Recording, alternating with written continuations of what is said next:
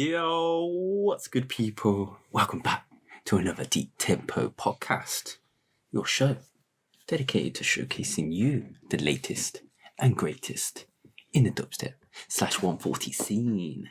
My name's Sibo, aka the Roving Dread, and this is my co-host, Mr. DJ Cutter. Hello. What's going on, bro? Hey, you remembered it, the intro.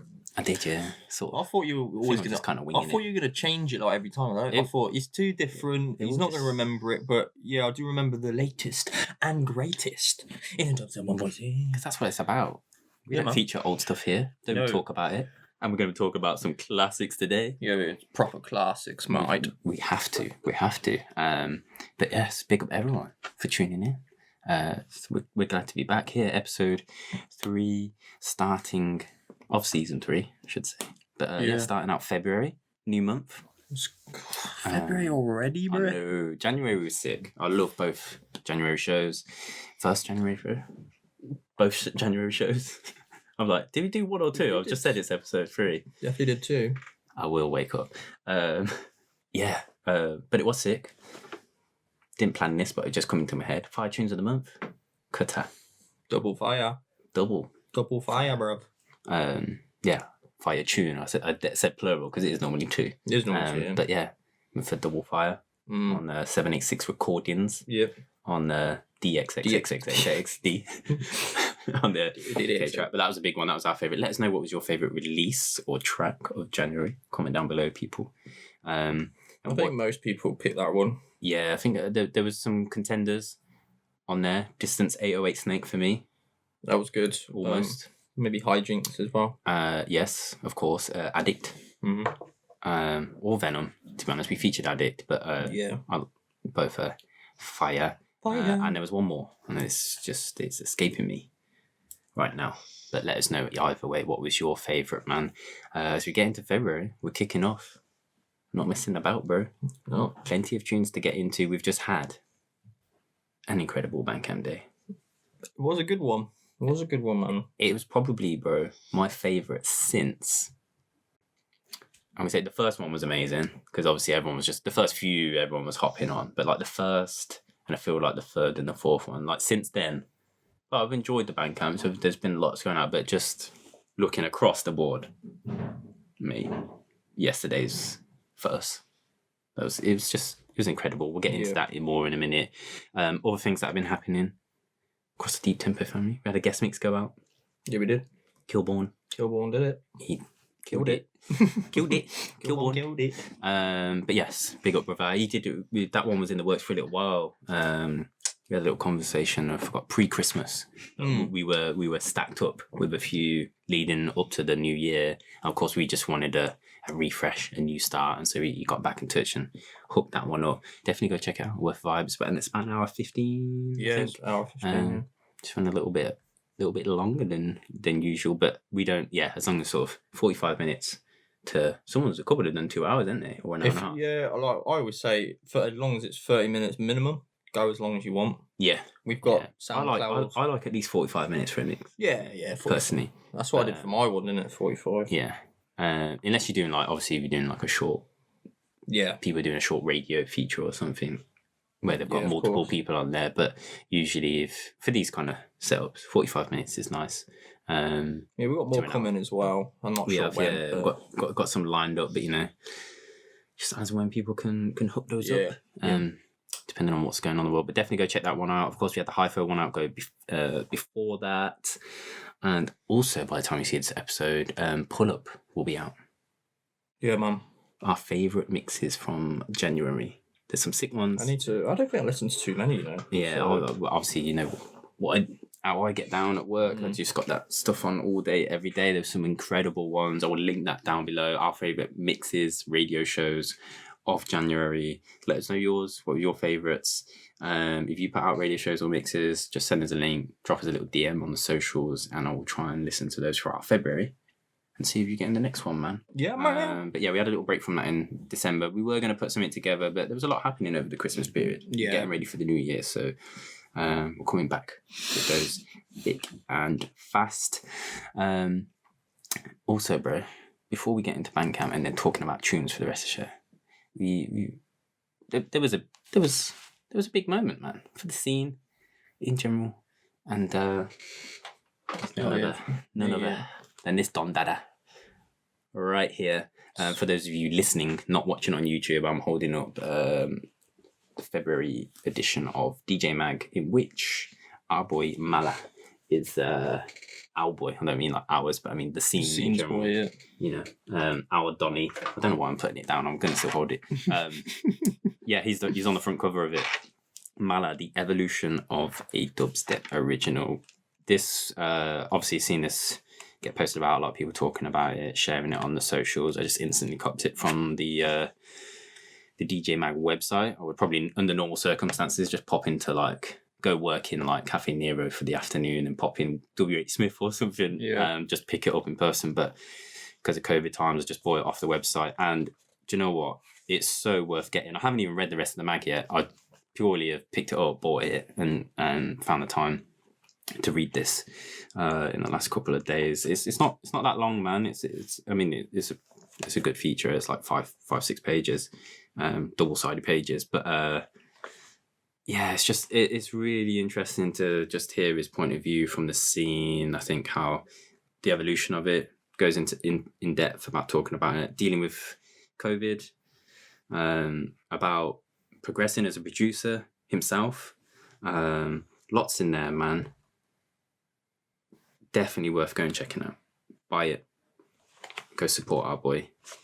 You know, if this edition does well, who knows what other Dons. Yeah, it's a great front cover as well. Yeah, it's incredible photo. So I should have got the name of the photographer and the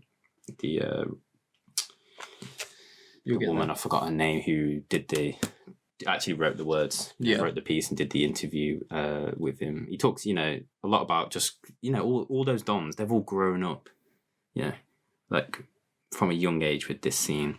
Yeah. They're all much older now. They're all family men.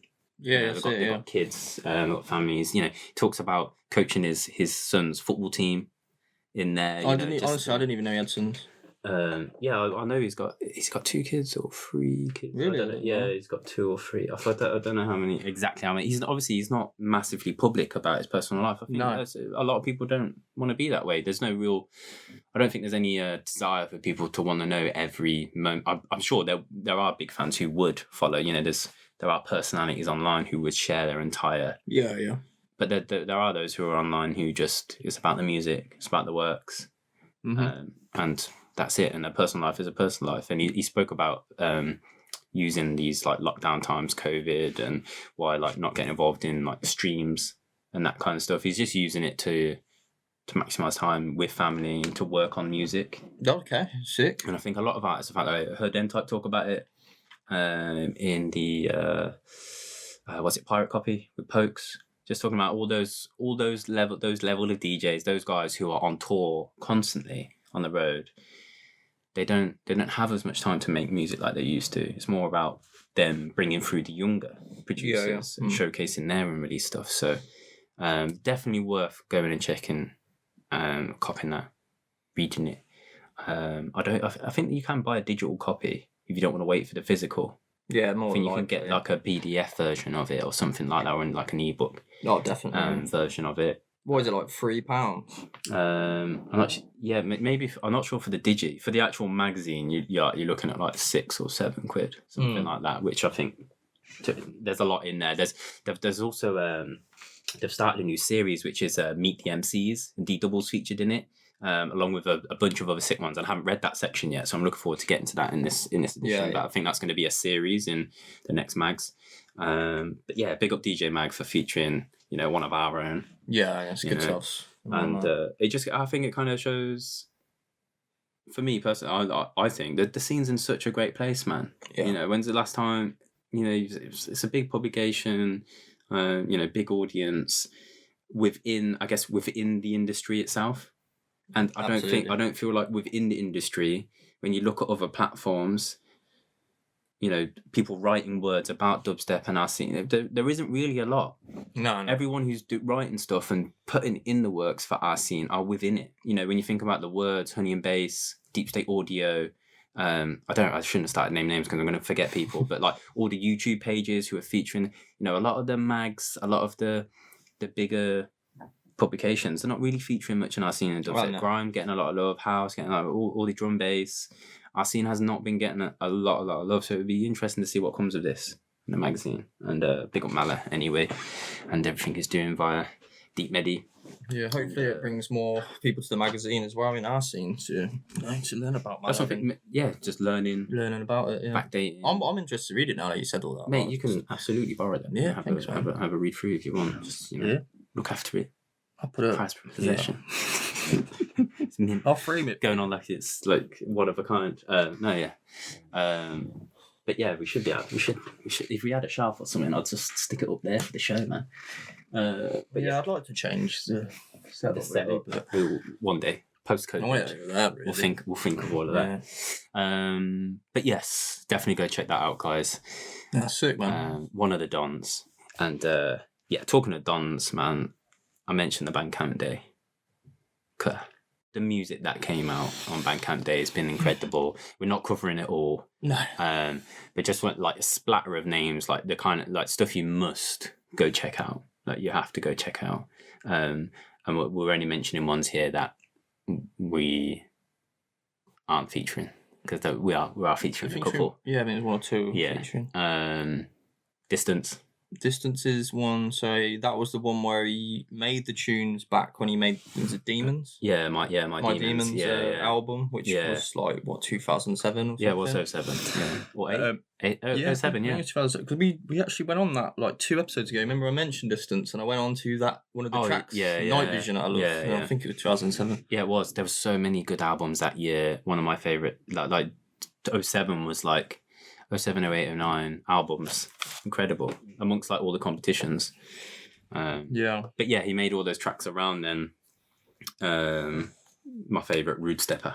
Yeah, and they're all never heard as well, really, are they? No, I think he was building them around that time of the project. Never been released. I wonder, one or two might have been a splatter in that he played out, but I imagine not, because he would have decided on other. He decided basically they were like versions or V1s or part of that journey of making that album. Yeah. A lot of artists are sat on that. We spoke about it with Sparrow, and when he was building his album and the interview about the hundreds of tracks he's made, he's sat on tunes. He's sat on so many that may never see the light of day, or might in 10 years' time when another fucking pandemic comes, and let's hope not. And no, but like Bandcamp days and that kind of thing, these things might see the light of day. That's one of the blessings, That's sick. But another one I remember was Rezo's remix of Sleeper's tune. Killer. Yeah, that's killer. It was a 2-track release he put out, but that one, the Sleeper remix. That was the track. We'll come to I can't remember it off the top of my head. I swear there was a couple more. You mentioned it to me, the Sepia. Yeah. You showed me today. Yeah, I copped that one. I told you, and I sort of probably spent about 40. About 40 quid on Bandcamp Day. Man. But yeah, and that, and I've kind of we've said it before, but my point of view, we would spent way more of that over this last year, seeing these artists out, going to nights out, just buying tickets and having a drink at one of them would be that like 40 quid, getting there, and it's nothing really to support these artists when usually that would be a part of your spending. Like just I thought got to buy these. I bought some of Chad Dub's old tunes. He released some nice ones that feature TTR, some rootsy vibes. I think he said they're sort of he made them around 2018. Yep. And then there was Distinct Motive. He made a couple of tracks with someone, I can't remember the name now. 2018, he released 2 of them, and of course, Screams. Yes. Unreleased 2007, 2007 or whatever it was. Yeah. Finally, we have to say, we have to give him his due. He obviously had a plan. Yeah. With the unreleased classics lineup. He got a lot of flack for the first 2 when he didn't release Lemon and a couple of the others, I think. It was mainly Lemon though. It was Lemon and then some were already released. And he put them as unreleased, but they were out. As part of a package for a thing, I get. So but I got to give him his due. He's like come through with not just Lemon, Request Line VIP, There's a bunch of others on there that I think are actually more people's like. We said this. I don't even like lemon that much. Like, it's not for me. But like, I think we said don't dislike it, but it's just like it's not my thing, you know. Not as gassed as what everyone else gets. I guess. And then there was I think the third or fourth track down from on the list that I really liked. That was the one that I would pay for. I can't remember what it was called. We didn't get the I can't remember the track name. I haven't got the list up now. But yeah, Soul on there.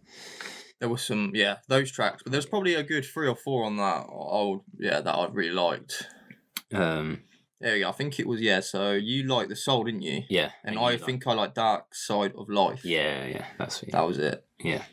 And then obviously Request Line VIP. Still think the original, the first one's better, but still sick. Deeper Concentration. That's the only one on here. I think it was technically released free. Yeah. But again, may have been. I think it was a MP3 as well. So you can buy the WAV. No, I believe you're buying WAVs here anyway, or is it MP3 or FLAC? And more. I don't know. I just wish you could buy them separately. These tunes, rather than a pack. I feel like people always do. I know I get why artists are coming from when they release these projects as a whole, but I feel like people who are going to buy it as a whole are always going to buy it as a whole.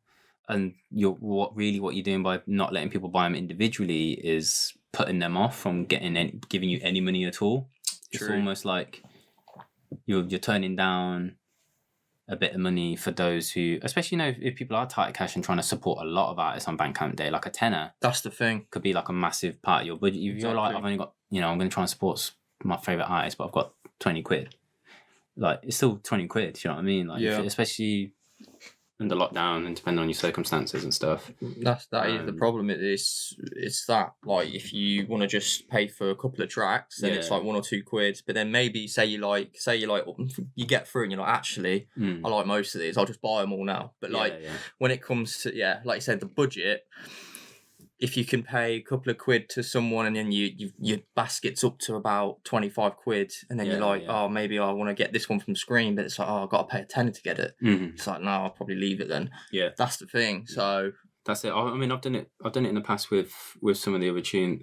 We've said it where I've definitely done that, where I've just bought individual tracks and not the whole one because I was trying to spread my support amongst my favourite artists. Yeah, that's the thing. And buy the tracks that I would truly play. I would mix and put in rather than just buying them and letting them sit there. There is an element of that as well. You want to support the artist and spread the love. But it's, I mean, each their own. I mean, some people, I'm not even sure they know you can do that. I'm sure I've seen one comment early in the first lockdown where someone had started mentioned it might have been in the Shitty Dubstep group, and someone said about, hey, when people don't pay individually. Yeah. Someone sort of responded, I didn't even realise you could do that. Like, set it up. But yes. But that's the thing with Bandcamp Day, and that's why probably some people won't get the sales they more like they likely would if they released it on another day, because everyone's buying on that day. That's it. And then, like you said, they've got that budget. Can't always spend it. So maybe in a couple of months' time, Screen's probably going to get even more people buying it because it's like, oh, now I can afford it, I'll buy it now. Yeah. But yeah, definitely. I think there is an element of that. And yeah, Bandcamp Day, Bandcamp in general, like what they've done with that day is mad. It's mad and great to see that they've carried it on in this new year, because we're still in the midst of this with not much events happening around the world. So big up then. Before we get into the tunes, guys, it is coming. I know we've been waffling, and that's what we do. But we're breaking down the news. The biggest news, I say, or the one I am personally most gassed for.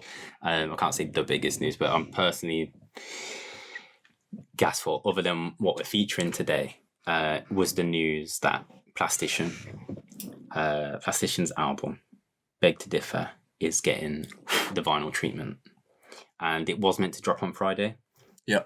But it's going to be a pledge. That's what it's called. It's a pledge page. So you're not buying it in, like, it's not in stock. He needs to reach, I think, was it 250 pledges for it to be validated. You won't be charged until he reaches that number. So if he reaches 250, it will go to production. You will get it. The album is going to be pressed on two vinyls, so make the quality as best as possible. how about DJs? And he said about switching up the track order so that some of the, I think the bigger tracks are on the outside to help out the DJs. So like Japan is definitely one of them. And of course there's a few others. Everyone's got their different faves on that album, but it's just a classic. And, I feel like, we're mostly speaking here to a dubstep crowd, but if there is any younger or, newer to the scene folks here and you don't know about Plastician or this album, in fact, seriously, just stop watching the podcast and go check that out for a minute. Go listen to that. The history of these tunes are just the impact they had in the time and place, the sounds and all the influences, man. It's incredible. I can't wait. I'm fully supporting this. Yeah, I'm copying it straight away. You put it on Twitter that you were, weren't you? Yeah, there's going to be 10. He's releasing 10 signed copies. There's only going to be 10 of those that are going to go live, which if you've missed, because this show goes out after. It's coming out on Monday, this 6 p.m. It's going to have been dropped. But don't worry, if you just want to support the project, the signed copies are going to be quite a bit more, which I think I fully understand. I think they're going to hold their value forever. Like they just will. I think it's getting pressed on a white vinyl too to match the artwork. It's pretty cool, man. And yeah, I mean, it's just, I can't wait. It's crazy. We already know the tunes. We're gassed. I think there's some remastering going on involved. Obviously, to be pressed on vinyl anyway, you would do that. But yeah, man, he's just a don. I love everything he's doing with his Twitch channel. If you haven't checked that out, he's done brilliantly over lockdown. He smashed it. Yeah. Like he got on it. He's adapted like DDD did in a way. Yeah, like that sort of level. Yeah, definitely. And what he's done has been, in some ways, I don't mean like DDD's been amazing. I suppose no, they've done. Tristan and I've done a lot with. Like the team turntable and the hangout thing they started doing with people. Yeah. But yeah, Plastician's like been playing games. He's been doing production challenges where you have you download a kit, you've got an hour. I took part in one. Yeah, you did. I didn't even get through to the show, but it was just sick to listen to what everyone else had done with the tracks. I took part. It wasn't an hour, even though I only had 2 hours to work on the track anyway. It was the Pirate Studios competition one. Yeah, I think they had 7 days for that. Not 100% sure, but and they tried to take, because it's any genre, man. People try and just get involved with from all kind of backgrounds. It doesn't matter. People making garage, grind, bassline. Some people just make some atmospheric, really beautiful stuff. And it's interesting. Everyone's got the same samples, so it's what do you do with the same samples? And people's creativity, man, blows my mind. They expanded my thoughts about how did they do that. I never even thought of doing that with that loop or that sound. Or it's sick. But yeah, Plastician, beg to differ. It's going to be on his Bandcamp page. That's the only place to go and pledge for it. I can't remember how much it is. I feel like $25 or $30. I think it's priced in dollars on there. Is it on Plasticion's Bandcamp page? I believe it's on Terror Rhythm, his label. If you're trying to look for it, don't look for Plastician's Bandcamp, but Terror Rhythm, I believe. Though sometimes they link, don't they, people's Bandcamp pages from artists to they link through, label page if they set it up right. So yeah, just look out for that. When that's live, actually, it will be live. I will link that down below. It'll be live because it's really important. I want to see the project happen because I want to support it and buy it. So I want it to come out. I want as many people. I don't think there's going to be a limit on what gets pressed. He just needs to hit that 250 threshold, which I think he's going to smash it anyway. But just I'm pushing for it, man. Let me know if you're gassed by it, if you're supporting it, all you vinyl heads out there. And this to say, just before we get into the show, big up everyone supporting the merch, supporting the platform. Appreciate you, because I've done another merch run this week, earlier in the week, posted out. Lot of sticker packs, actually. What was it? And the competition. Yeah, big up our competition winner, Peter Lalac. Yeah. That's on the way to you. I haven't posted you your tracking number, so I will do that. I said I was going to do that. Just come to my mind. But yeah, sticker packs, Deep Tempo sticker pack. You get 5 in there. It's 5. 2 designs in there. One by Mungk, one, can't quite see it at the back, one by Monster Art. If you want to support it, we'll just go out running the bales around here. But yeah, big up everyone. Should we get into these tunes, Claire? Mate, you did well there. Thanks, man. You did really well. So it's got to be done. Oh, you got it, man. It's news. It's news, isn't it? It's news. I feel like the daily, the 140 news. Yeah, we should wear ties for this. Yeah. No, for this segment. And then switch it. Dip out. That's too much effort. Fucking getting changed. Yeah, let's move on to the first massive tune. Yeah. Big tune. One of my favourite tunes. You can introduce. I will, mate. Fuck me. You have a rest. Oh, thanks. Rest those vocals without a red stripe, bro.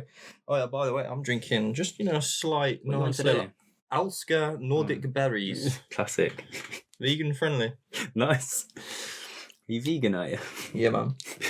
Yeah, I got steak for dinner. Basically, this tune. What's up first, man? Tell us, bro. I've been waiting for this tune, especially. It's a 3-track EP, but I'm waiting for this tune for 2016. Yeah, so 5 years. I know, that's mad. I said to you, okay, I'll announce it. Fuck it, I'll announce it first. It's Causa. Yeah.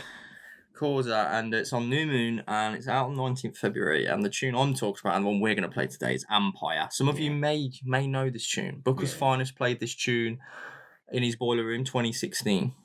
I think that was it must have been Germany. It's along with Monkey Jam and Cruel Record. But this tune Ampire for me is just I've been waiting for a long. I told you, I think Monkey Jam's my favourite on here, but this is all early reaction because we often have this where when something first drops, actually it's once you start playing, mixing stuff, playing around, it changes as well. Yeah. It can change, but I think I was leaning Monkey Jam, but Ampire. I mean, it's absolutely just massive tune. This EP, sick. Ampire is that pinnacle Causa sound, that one that's the sound I love for what he does. That sort of movement, that bounce to it, the flow of it. It's just Causa in a nutshell. Yeah. And Ampire, that's just it. I think we should play a little bit of Second Drop as well. It does go a little slightly different, not too much, but there's a bit of a different atmosphere to it. Even though it's very similar, but there's still something a little bit different to it. Give them a little taste of it. I think this is the first time we featured New Moon. Are you joking? I feel like it is, bro. Or maybe we did what? No, it must be. It's the first time we're featuring New Moon. Or did we? Have we? Maybe we. No, yeah. I feel like we did. I feel like we haven't. Sorry. Which is mad. It's not like the new one. Talking about we. Obviously, we know. Unless we did Chad Dubs, or did we? I don't know. But it doesn't matter anyway. Either way, this tune. We did, But yeah, this is it. Are you ready for Illuminated? This? Don't know, mate. Don't know what's going on. It's Poland. Didn't know that. Wow. But yeah, Causa, Ampire. Yeah. Massive beat. You ready for this release? Yeah. What are we on? Half hour waffle? Yeah, we did 10 minutes before. So. Man, Causa. Causa, wobbla. Causa, wobbla.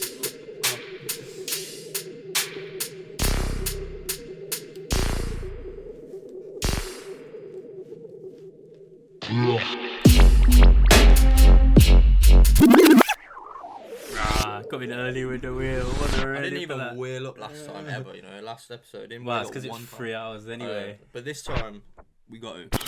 Gotta respect the beat. Respect this one. Oh, of course, man.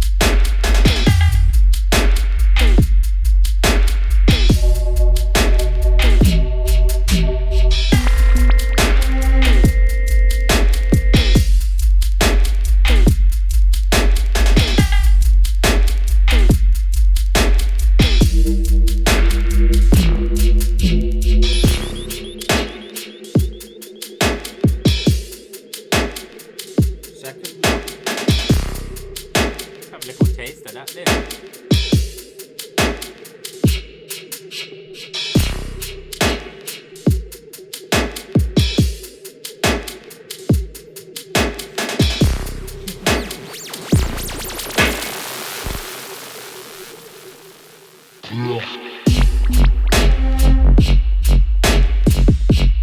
Oh, it's even fatter.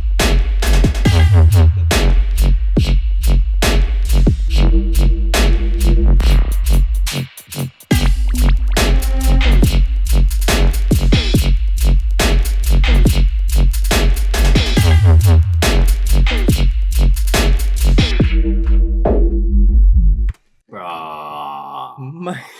Don't mind me, I just bought it on vinyl. I know, Listen to it. she just PayPal'd it over there. Just pre-ordered that thing, man. Had to be done. You just like It's massive. big stomper, that one. Yeah. So that stompy Ramsesy big boy stomp in there, like for chunk. Yeah, Yeah. You do you know what? You could see Causa releasing on Navy Cut, you know.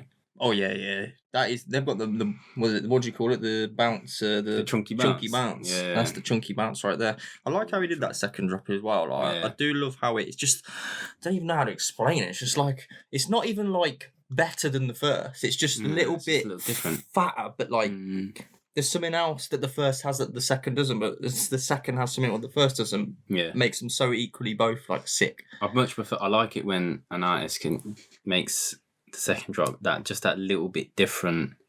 So that's not too crazy, because what often happens when an artist like proper goes in on a second drop, they struggle to ever VIP it because they've essentially done that in the second drop. Yeah.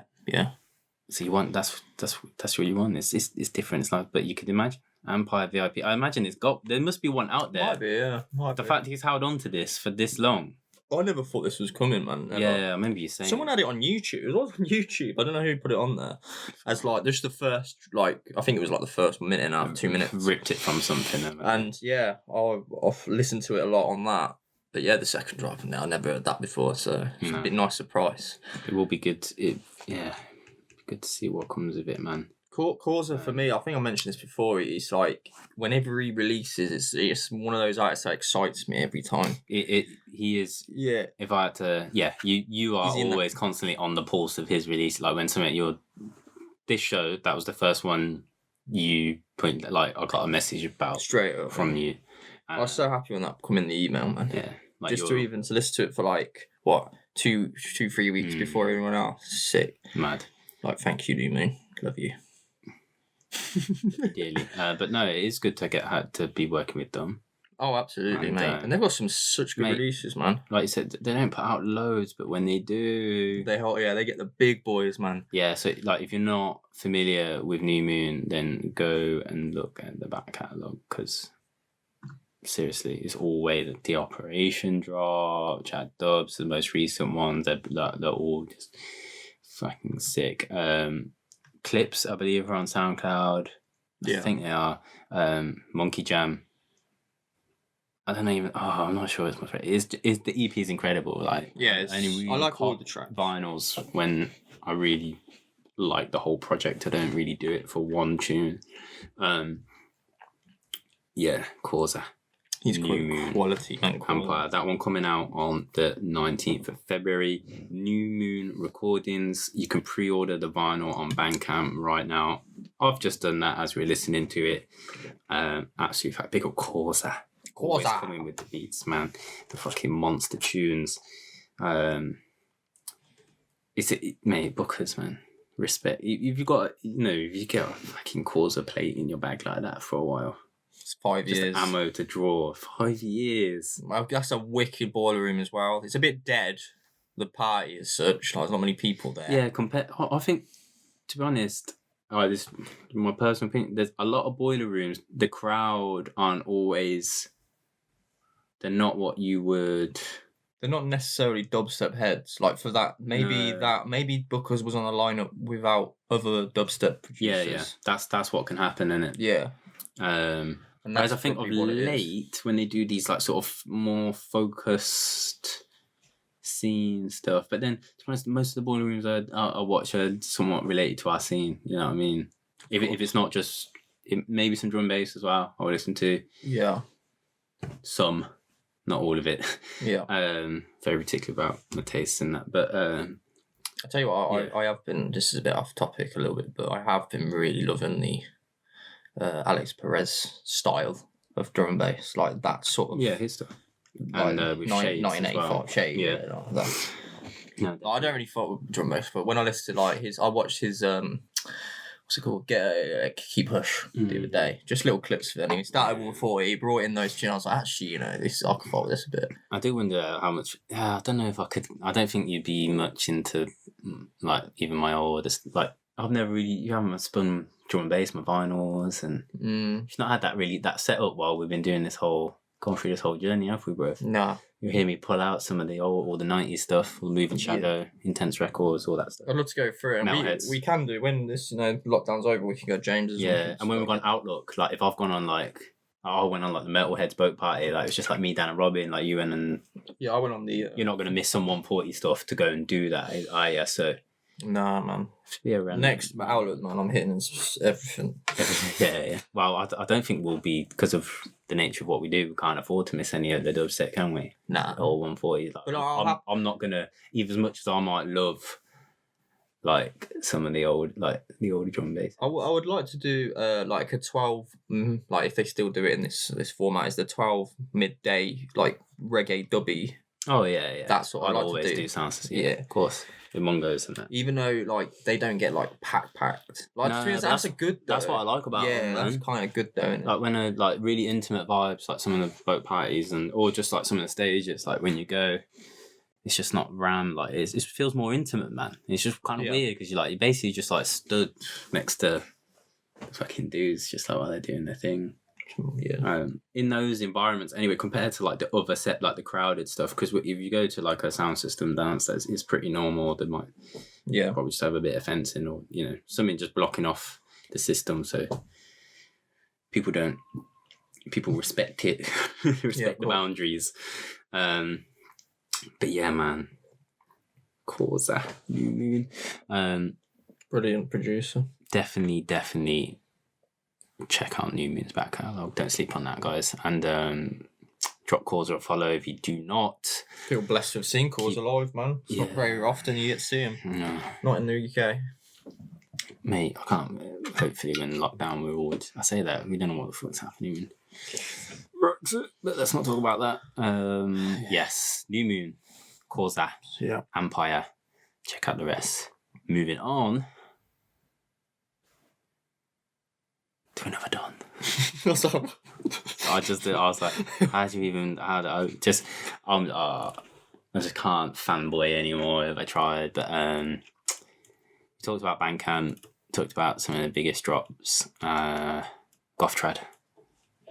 Had to be put in, didn't it? Yeah. This one. This is like, it's like a time capsule of tunes. Yeah, much like Distances, which we're speaking about, Plastician's album getting a vinyl thing, which obviously is coming on Monday, not quite Bandcamp Day. Scream, just a time capsule of absolute classics, like tunes you've heard and been like never been able to get your hands on. We spoke about it before though. I feel like considering this, Goth-Trad's from Japan, lives in Japan. I've fortunately blessed for the amount of times I've been able to see him over the years, and it's mad, isn't it? From the earliest days, from when he first started, like I say first, maybe it's like second ever tour in the UK. I'll have to double check that, but pretty damn early. I just remember Dan just saying to me, like, we were going to the night and Goth-Trad was on the lineup. I had no idea who he was. Had no idea what both of you didn't? No, he did. I didn't have a clue. And he was like fully gassed for it. And I can't remember who else was on the lineup. Also, I'd go to Dunman anyway. I spoke to Goth-Trad about this when I was over there. I said about him playing on the Sweet Potato sound system, remembers all, like, the big rig. But yeah, flipping... I just thought, these sounds.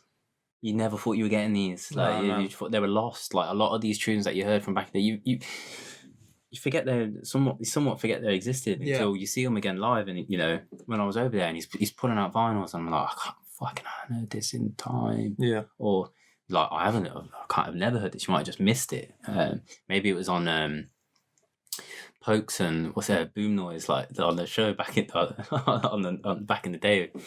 That when they have Goth-Trad on, sick. Yeah. But this Mutations album came out on Back to Chill Bandcamp. Yeah. I should really put up all the track names, shouldn't I? I've got them here if you need me to. If you got them there. Yeah. I've got them here as well. There you go. Just need to open the folder. But yeah, The Sign, Invasion, Pain, Alone Warrior, Psychic Power, Lash, One Beast, Bubbling, Poison Forest, Cut End, VIP, which has been crazy sought after for a long time. Yeah, I don't know. That's been in the hands of very few people. Yeah, no. For a long time. I can't even think that many people. I know obviously Mala had it, other than Goth-Trad, Mala had it and Karma had it on plate. I can't, off the top of my head, I just can't think of that many others who've had it. Yeah, man. We're going to play Pain. Yeah, Pain, man. That's a track on here. Going back in time a bit, man. It was hard, yeah. It was hard to kind of like just pick, but I just think it was hard and it wasn't. I just kind of felt drawn to this and I thought rather than mulling over it too long, let's go for Pain. But I know this one's been highly supported. You probably listened to it. You probably just listened through this section out of courtesy of hearing what we have to say about it. But yeah, let's play Pain. Let's enjoy it together. Yeah, man. Goth-Trad at its finest old school self, isn't it? Yeah, man. This is what dubstep, you know, what it is about. Man. Yeah. This sort of music, man. It's proper Goth-Trad. Pain.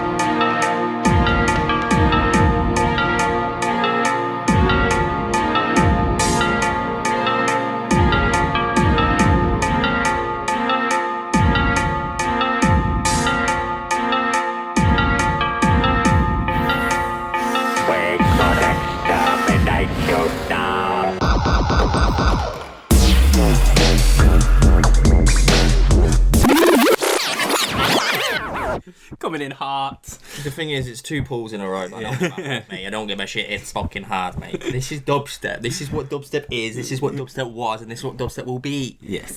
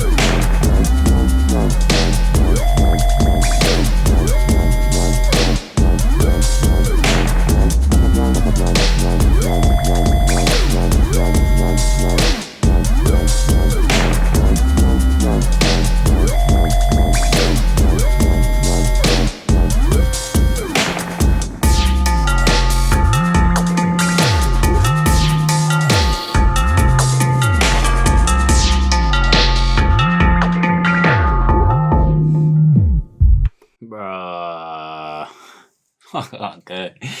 I can't believe we've like. I feel like we've just like played that off a YouTube rip or something. Like, I can't believe it's on a proper format, bro. Yeah, proper wave, whatever you call it. I did message him, man. I tried to get in touch, bro. I was like, "Is this getting the vinyl treatment?" Because he announced it the night before or 2 nights before Bandcamp Day. Oh man, I would.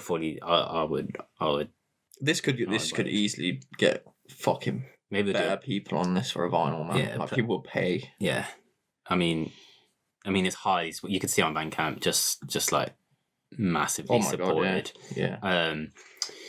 But yeah, just incredible. There's not really a lot to say. This is one I think you can go in and buy the individual tracks, but I mean, like, there's not one that you wouldn't want. Yeah, you wouldn't want in your arsenal. Buy it now. You know, I say while it's available. You never know what happens in it, but just get it, just buy it, support it. Mate, it's so worth it. It's just those like the classic dubstep that I was trying to see how much it is. Is it a tenner? Is it $9.99 or something like that? God. Or it might be $10 because I think they'd obviously. It's funny, isn't it? Because I think you can price your page on whatever you want in Bandcamp, doesn't matter where you're from. But because we bought stuff before on Bandcamp with the yen price, confirm everyone. Don't worry that it looks like thousands. It's not. Yeah, I bought thousands. I bought some yesterday in yen. Yeah, Vomitspit price their page in yen, don't they? Obviously for most of us, man. To be honest, if it's not pounds, then I still need to work it. Even dollars, I forget because stuff changes all the time. You have a rough idea, but you're never sure, are you? But Bandcamp does a good job of telling you once you click the buy button, then it kind of tries to convert it. It's man, rough it's just to have Goth-Trad put out these sort of tunes. It's just sick. Like, I just love that guy.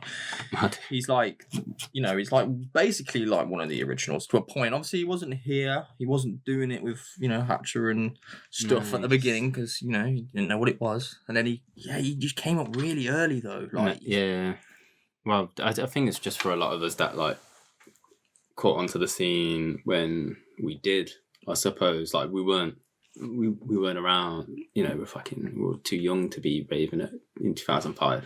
Yeah, you know what I mean? Yeah. So like when we get into it, he's there. Like my earliest nights out, like earliest, and trying to get out underage and all that crap. He's there. He's out of the scene. Yeah, for sure. For many folks, depending on what year you started coming out. For those of you around our age, for the younger cats, everyone knows who he is anyway. It's a legend. It's a shame. Like he is actually one of my. I wouldn't even want to start to think about it, start a rank or like putting like top like your favorite producers. But I know for a fact if I had to do like a top 5 or top 10 or anything, like he would be undoubtedly. Like I don't even have no qualms in saying this. He'd be in there. Yeah. Oh, fully. I mean, most people really. For most people, all day. I would hope so, but everyone. Subjective, man. Everyone's got their styles that they like, their flavors. But Goth-Trad, the Mutations album, fully worth supporting. It's on Back to Chill Tokyo.bandcamp.com. Back to Chill's Bandcamp page. You can go and cop that. 10 tracks, all worth supporting. Maybe you want to go in and buy them individually. He's allowed you to do that, but I'll just go cop the whole thing, man. Yeah. Say, complete it, man. Complete the set. Big up Goth-Trad, Mutations, Back to Chill. I do hope one day we could go out to somehow that happens, man. We go to Tokyo together. That'd be mad. There's no reason why it won't, mate. Play at Back to Chill on the system. Mate, broad axe, yeah. That's what we need. I'm dropping those wobblers. Little wobblers on there. Those Japanese people like, what the fuck? On top of their drillers. Yeah. Yeah, man. Big old Goth-Trad. Next up, we have the next project that I was fully gassed for this one to pop through. Did it come through on Instagram? No, he got the email, but trans messages, didn't he? And I was like, yeah, I haven't checked it yet, but I was fully gassed to see the email come through, and I checked it later that same night. Mean Street Records trilogy Volume 2. It features a whole host of dons, we should say. Those who blur the 140 spectrum lines of dubstep, grime, and whatever other else flavours that you... I was there trying to scroll up. Why can't I see nothing but Mungk tunes? It's because I typed him in my record box earlier. Here we go. There we go, mate. We got in technical difficulty. There's a whole heap of artists. Like I said, it's Trilogy Volume 2. There's a vinyl sampler for this project, so not everyone is getting. Is it all? I think there's two on the vinyl. That's it. It's the. We'll get to it. We'll get to it. From what I took from their website. Yeah, it's a sampler of the project. So yeah, P.A.B and Dot Funky on here. Trends, Chrome Star, Boylan, P.A.B and Trends collab. Trends and Boylan collab, Silas, and then DOK also. It's really they don't tend to hyphen stuff, so I'm trying not to read the track names as well as the artists. I don't want to do all that. And the mastering. and of course 1087 master. We get that on cleaning up our record box. The amount we receive every week is probably a third of the job. Yeah, for sure. When you come to try and mix. I've seen someone recently who was organising the whole record box, and I was like, that's a dream. I planned to do that over Christmas and didn't get to do it. It's harder to do it once we're in the midst of recording shows, which is back to every other week, because you don't want to start muddling with the order of your record box. And the they added for me is very important. Yeah.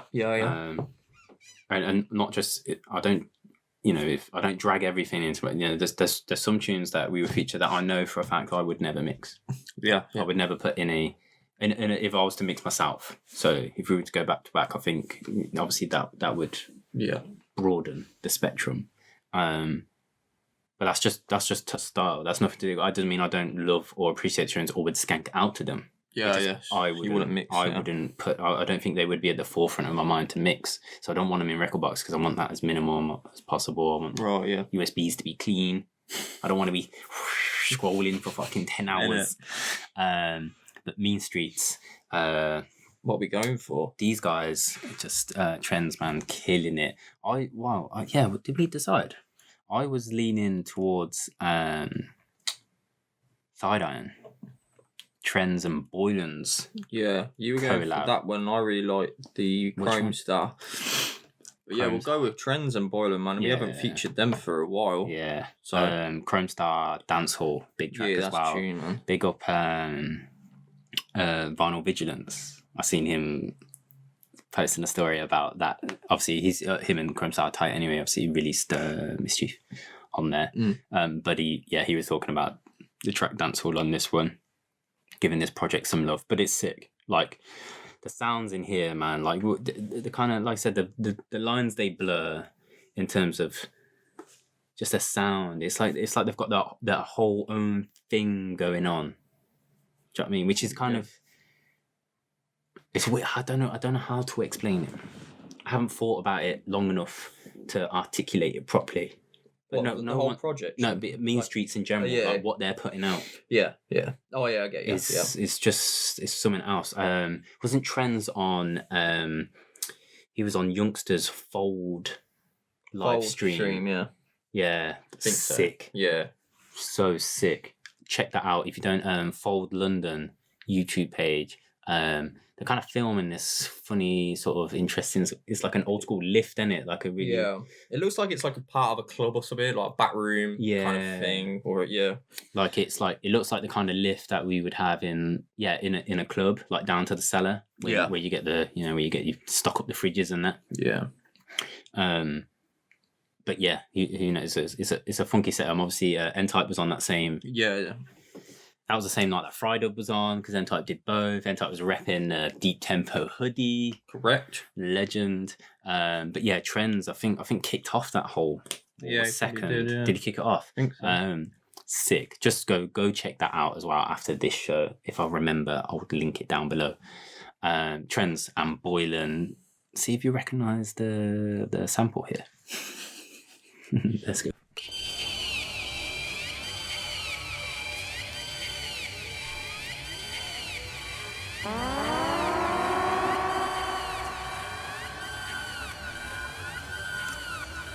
Tell me where the treasure is.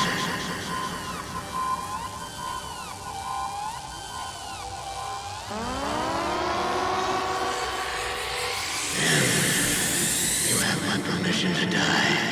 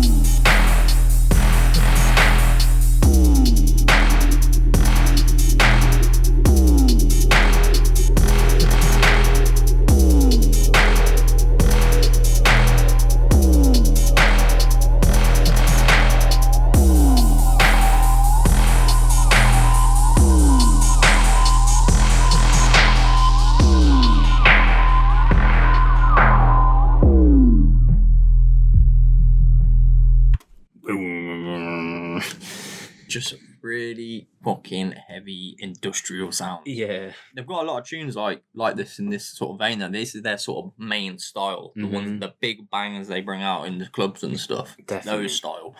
There's a lot of old school stuff that I've got on my record box that is this sort of vein. I love that. I'm with you. That's kind of epitomizes for me Mean Streets. Just the.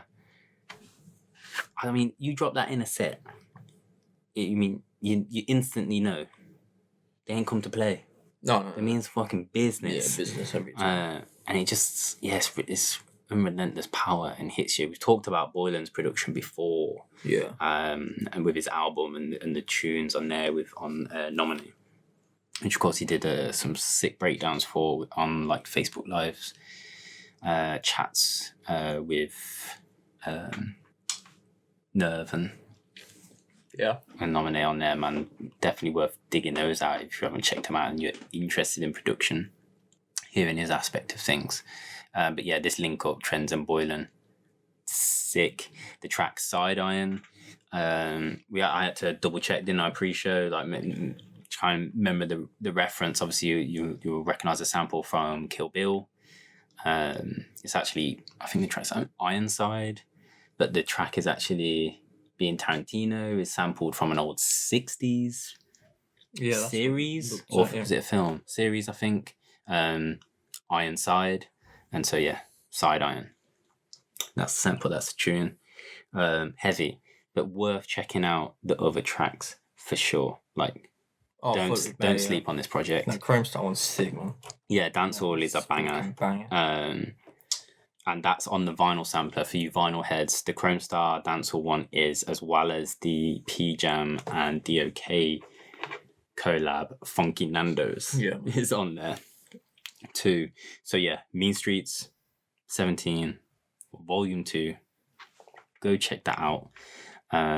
If you're not familiar with Mean Streets, in the back catalog, talked about the mix, trends, follow these boys, hunt them down on the socials, look out for the clips on our socials as well, because we'll be tagging these boys up. And this one out on the 19th as well. So a few coming out on the 19th. Yeah, it's quite a lot. So yeah, look out for that one. You know what? I think every track on this project could have sat on vinyl, easily. Man. Could have got pressed on there. A big decision, man. But I suppose it's money and what you throw your weight behind. A lot of people do like doing the vinyl sampler. Yeah. We spoke about with the Baron project. Yeah, We're doing that's a final sampler coming later in the year. But yeah, big up Mean Streets, big up Trends, man. Thanks for sending that one through. Nice to support you boys on the show. Next up, what we got, bro? We have the next one from the ladies over at Cutcross. And who are they, Cutter? Don't know, mate. You don't know who they are? No idea, lad. I think we all know who they are. Who are they? Scary Sound. Oh, I remember them. I thought you meant the tracks. No, I don't know what the tracks are. No. Yeah, no. So an anonymous project. Yeah. Of course, Scary Sound have this bit of anonymity going on with a few of the projects. I had it on the first release. We were trying to guess. Remember, we when we seen them at Medi, we were just like, who is that? Yeah, and they were like, no, we're trying to keep that one a secret. We did just throw it out there just out of interest because I don't believe that these girls will never touch or production or bring it out eventually. I'm sure they've said it in an interview they are. That they have been dabbling. Yeah. With Distance. Yes, on In Depth. I think he said Influx. Influx Radio. Yeah, yes, really. It does work. Does, yeah. Oh, Influx Radio on Sub FM. There we go. But yeah, on In Depth they did touch on the whole production thing. So I was like, are they just like putting it out there? But there was some considerations as to who that track would be once I listened to it. Like when I thought about the sound design in there. Yeah. But I'm not sure. Like I could just be throwing out names. Yeah. I'm not going to do it. No point. Embarrass myself. Yes. On the internet. But yeah, Cutcross, and this is I suppose a new series. It seems for them.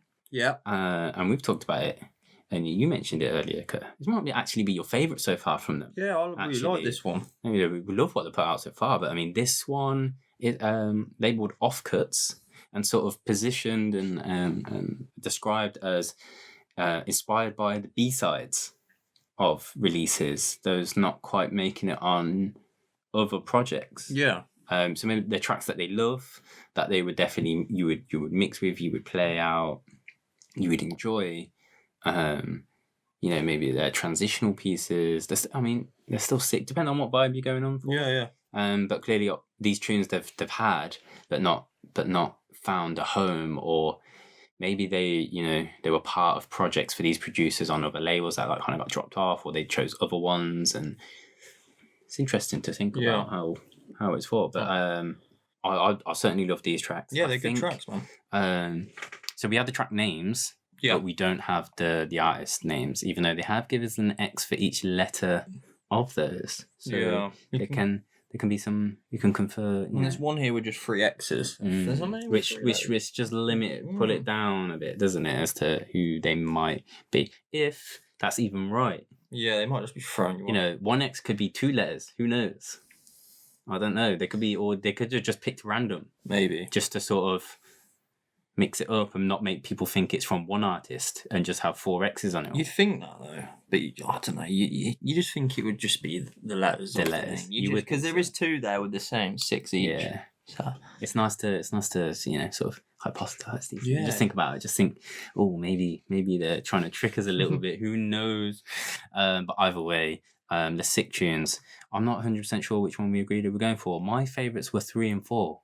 Yeah, I don't mind. I like them all. It's like I said, it's one of my favourites probably my favourite EP from Cutcross so far. Yeah, you did say. So this one's out now as well, isn't it? This is on Bandcamp now. This is on Bandcamp, dropped on Bandcamp Day. I'm not sure if it's still available.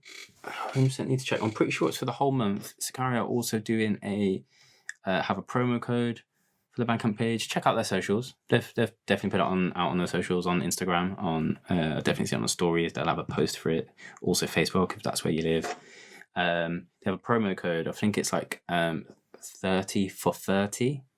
Right. Pretty sure that is. And I think you write the number 30.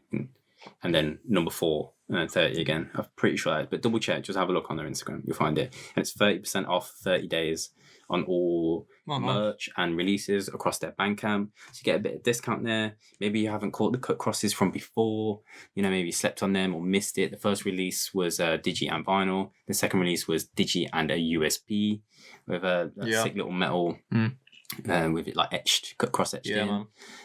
Of course, I got the long sleeve t-shirts, merch. Well, there's a few other bits. Sticker packs, I believe. Probably. But have a look. Go look on the Bandcamp Cutcross. And but we'll go. What are we gonna go for? Yeah, go 4, man. Yeah, why not? You're over it. It's over it. So. Is this the one that reminded me of that we'll talk about afterwards? Possibly. It might. I think it is actually. Not sure. Yeah, let's play it. Yeah. Do it now. This is called Lessons, by the way. Lessons. Track number 4. And it's by 4 X's. Your 4 X's made this track. Mate, they're sick. Your exes are like Marvel teaming up to make beats, so you're featuring them. Like, we'll show him. We'll make a beat he has to put on the podcast.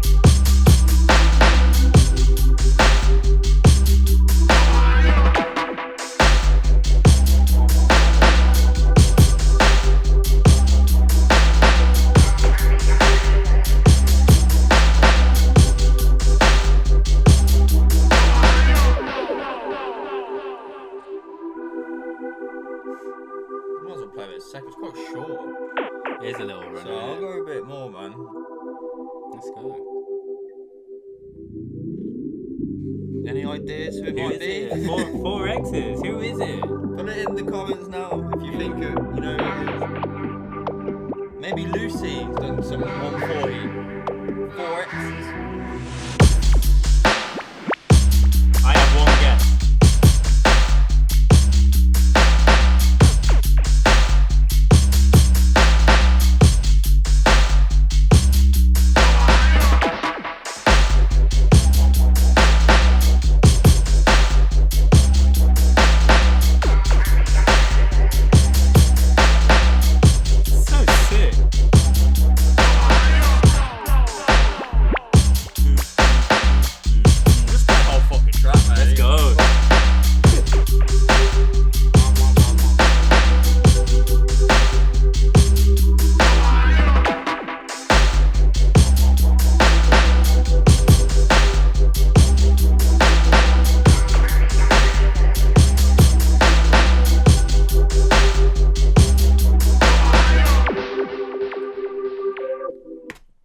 What's your guess then? I don't think it'll be Lucy because she spells her name LCY these days. Well, she's changed it. Maybe this is number 3.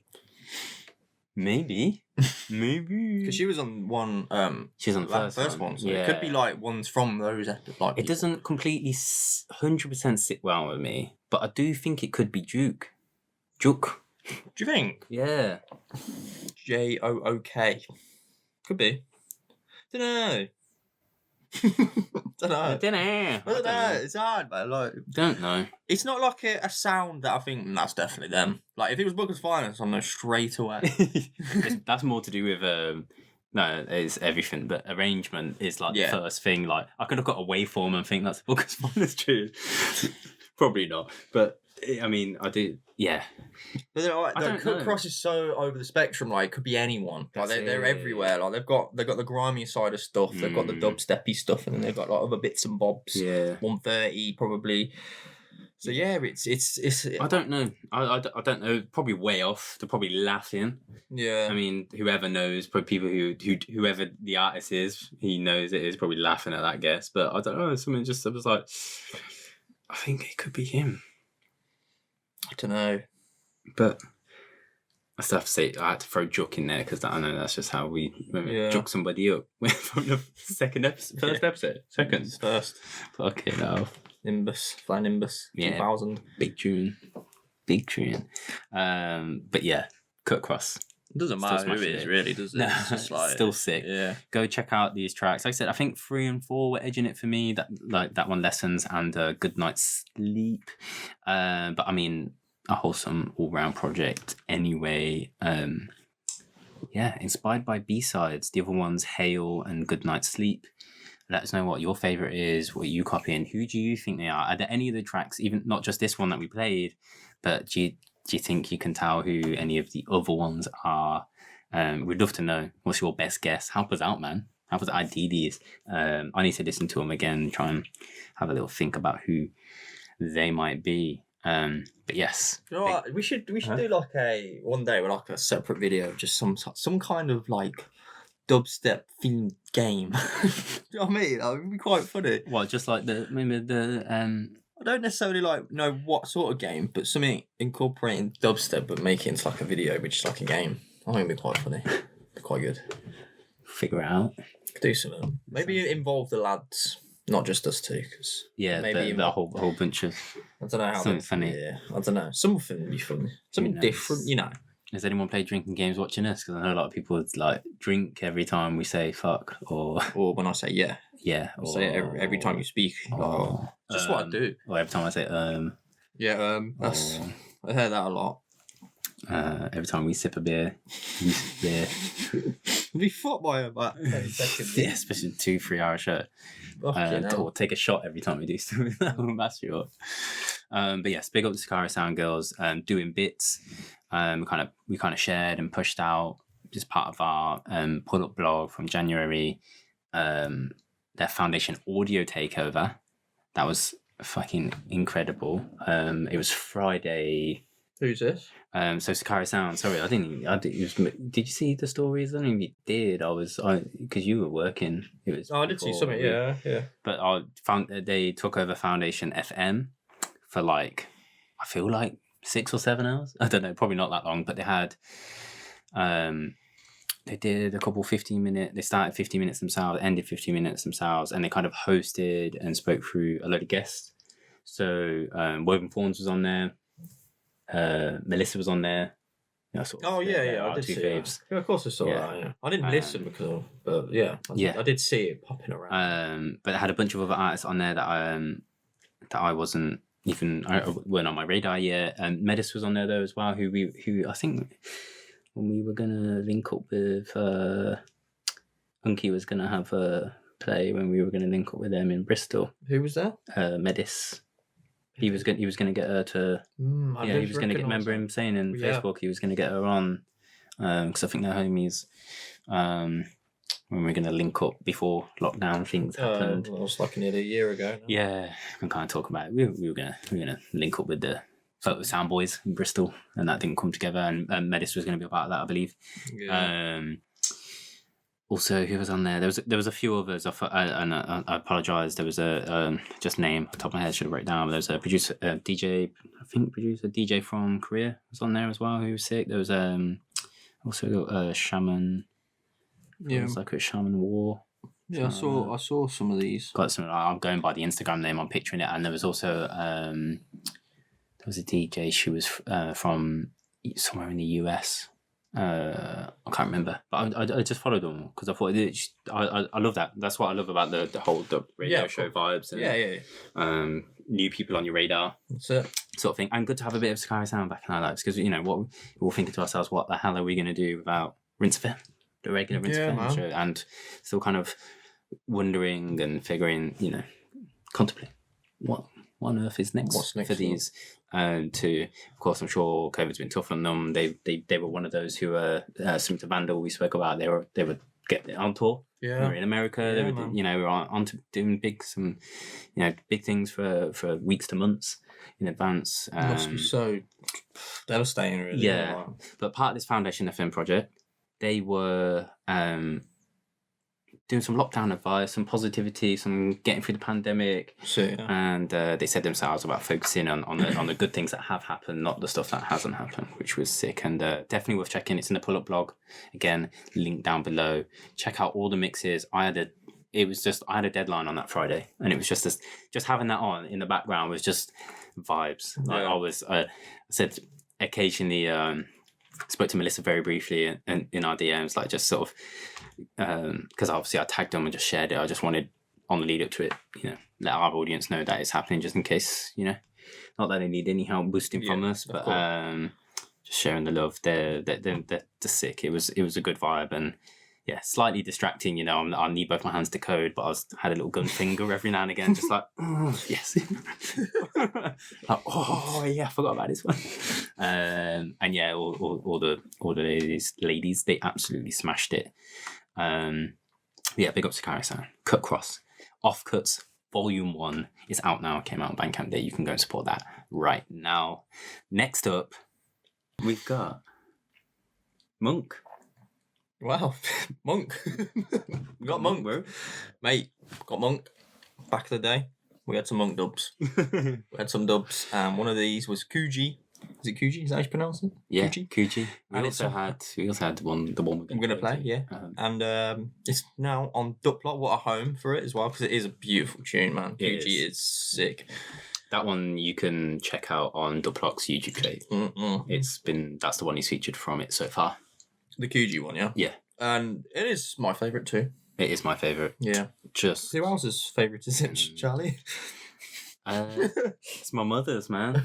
Mungk, if you're watching this, my mum's a massive fan. You're the only dubstep producer she follows. She doesn't really... She likes a lot of these kind of... I guess these like ethnic vibe kind of beats when I play them. I was mixing over... I think it was New Year's, or was it Christmas? New Year's. So obviously lockdown vibes, just at home. And just me, the missus, mum. And I was having a little mix. And when I played a little section of these kind of vibes, when I put this one on, mum took a video on her phone. And then proceeded to listen to this 20-second clip of a video of like the first drop of this beat. To the point where literally, I'm talking this week, bro. Like she came in from work and put it on and listened to this 20-second clip about 6 times. Like not on a phone. Like she plugged it into the speaker downstairs, which like system, vibrates like my office floor, my bedroom floor, which is also my office. Yeah, I'm at work, so it's the office at the time. Yeah, and I'm just like, what? I'm going insane. She's playing the same bit over and over again, and I tell her it's on YouTube now. You can listen to the whole thing if you really want to. And I was like, is it coming? Can you get it? I was like, it's getting released. It's coming on vinyl. She was like, can we get the record? I was like, what are you gonna do with it? So should be straight on iTunes. Yeah, Mungk looks like I told her get on Spotify, whatever. She's a big Mungk fan. She's like, he looks like a rocker dude. He's not. He does look. He does come from that background, I believe. Don't you? Does he play guitar or something? He does. Yeah, he does. I've seen him. I think I've seen him play a clip of bass actually. Yeah, play some bass. Seen it. But yeah, big up Mungk. My mum's a big fan. Kuji. Big up all the mumsies, all the dubstep mumsies out there. Love those tunes. Yeah, it is like when you show people the style of dubstep to people who aren't necessarily dubstep heads, they tend to like it. This stuff. Yeah, and they're like, that's dubstep. Yeah, it's not. It's that. Yeah, they like the musicality and the sort of. Yeah. I can't remember exactly what instruments, but when they got the flutes going off and they got the violins, and then you got like harps from any of the like East Asian. Yeah, I say any of the Asian like string instruments, any of them at all. Yeah, but then yeah. Because to them it's like it's more musical, isn't it? To the old generation, especially for those and just general people who live in like we spoke, our friends who listen to music but aren't who don't listen to a lot of music that's instrumental. Mm-hmm. They listen to a lot of pop music which is lyrically driven. Yeah. So I don't mean just pop as in pop typically genre, but I mean popular lyric based music in general, whether they're hip hop or trap heads or whatnot. So yeah, boy. yeah, these are the tunes that are like a soft, like an intro into like a sort of introduction for a lot of people who prefer that kind of music can come into the tunes. And we know that like sometimes these vibes they had their sort of heyday, like where like everyone was putting out these kind of vibes. I want to say sort of 2015-ish to onwards, but for a bit. But I think those who do it very well, and Mungk, I think, just does it perfectly, and the stuff that we featured that, like that track Kuji, and it's no surprise to me that that's the A1, that's the one that got signed. So when did we play? I picked it as a dub to play like last season. Yeah, it was when you were away, man. It was when we were split screen, but when you're away, man, yeah. I thought I didn't realise it was when I was away. But yeah, I'm instantly a fan. And we had one or two of the others. We had the one that we're playing anyway. But yeah, you also have Rajasthan. Go with whatever you feel. Rajasthan it is. Puli is the one we're going to play for you. Yep. And then you're right, lad. There's a bit of beer settling in, and this is I don't Here know. we fucking go. Mako.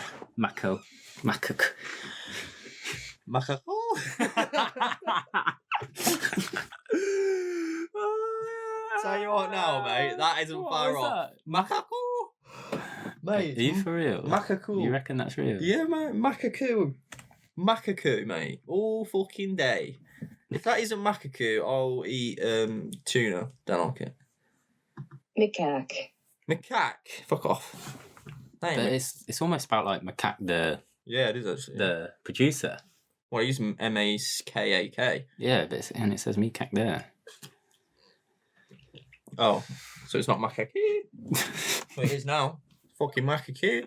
It's a monkey, bro. A monk. A monkey. Oh.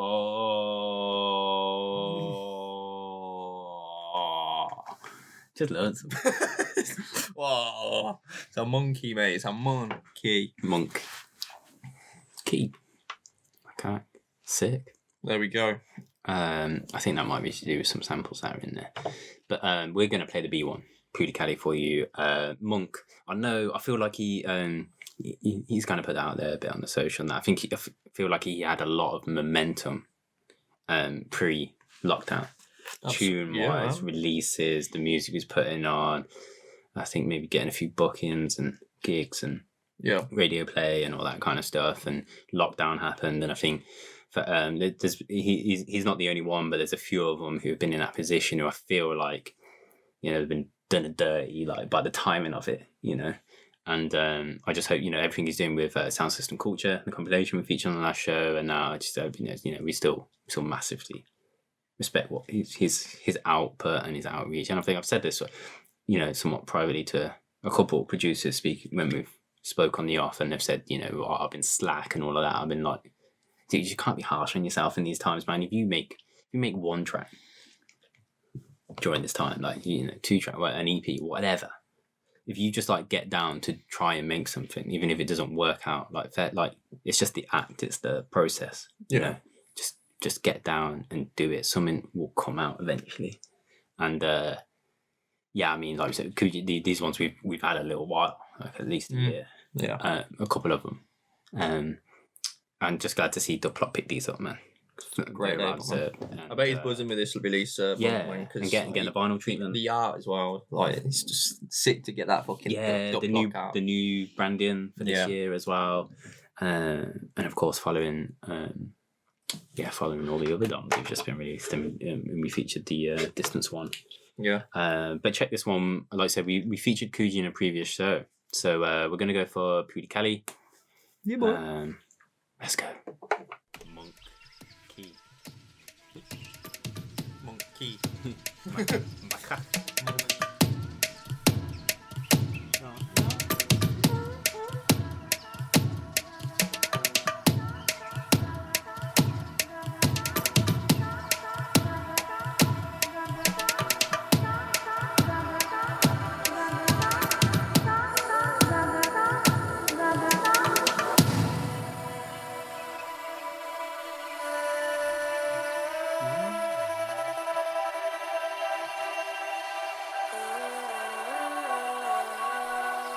Could have a side trance remix.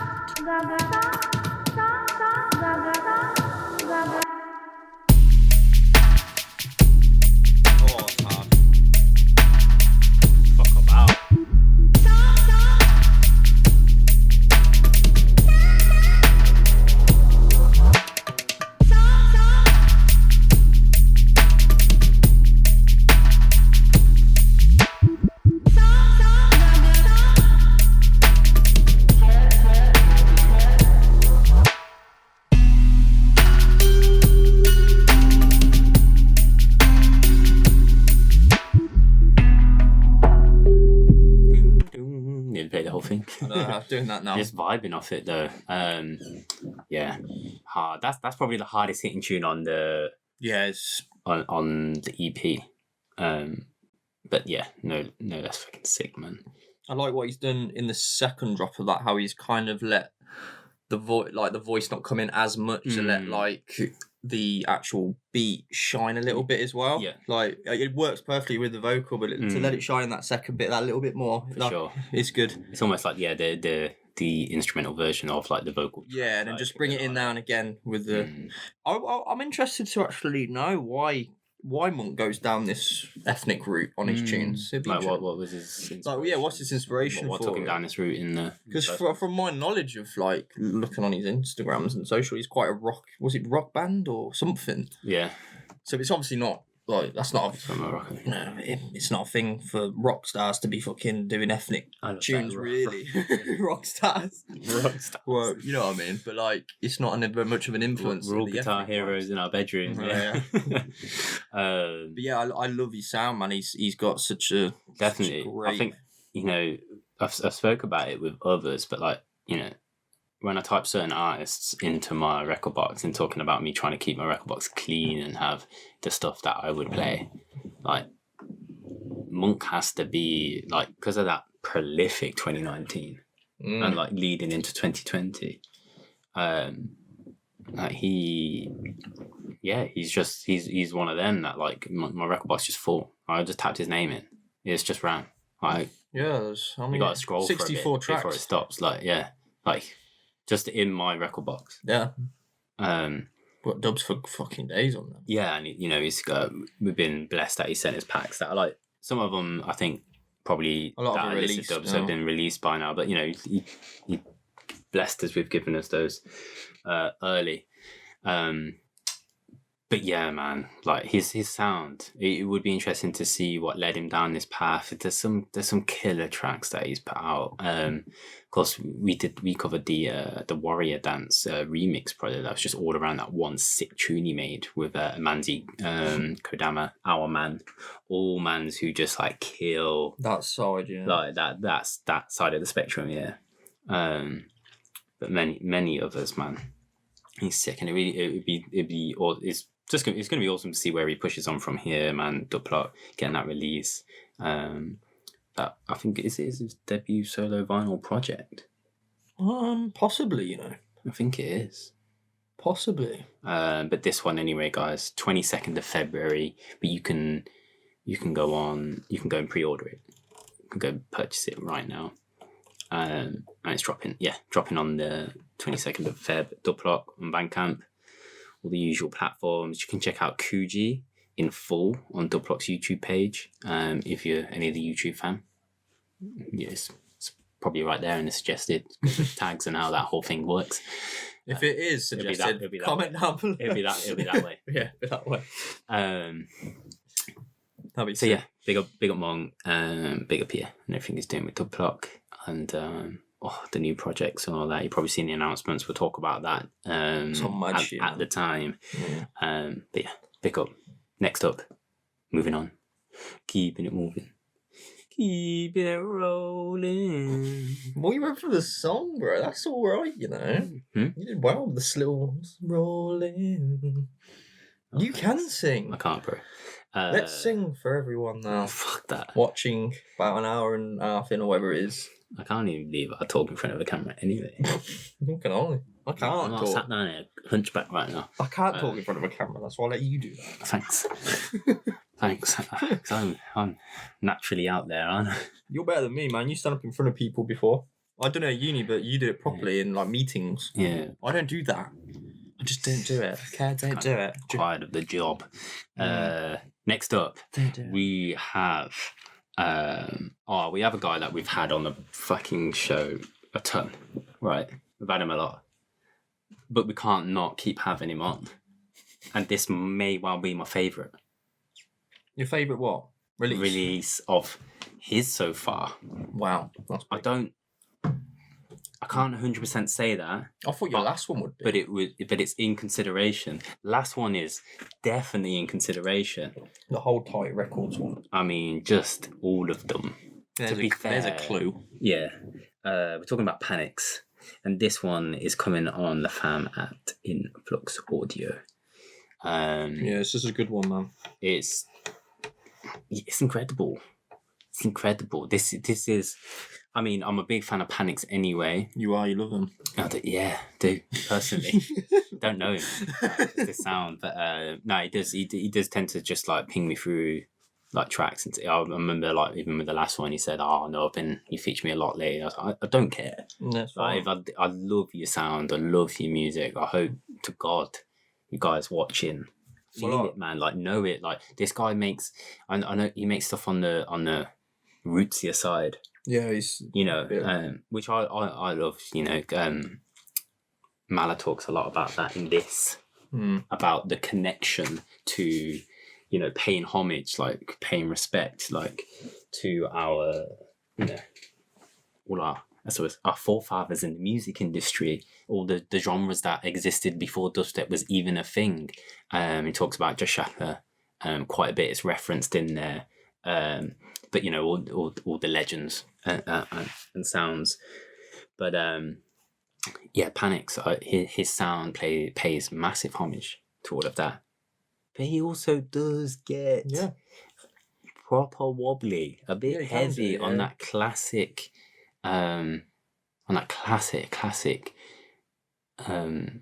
dubstep sounds, man. It's not one of these. Fearless Dread Boys just done a mix for Heavyweight's third birthday, and they've got a Panix track in there. Are they? I feel like that's a dub. Is it? That we don't have. What the fuck, man? But no, they've probably been trading because the Fearless Boys themselves. I'll trade you a nude. God's how's that? I'll trade you a nude. Of my ass. Don't think they'll be of your ass. Of my ass. Of my ass. Don't think they'll be interested in that.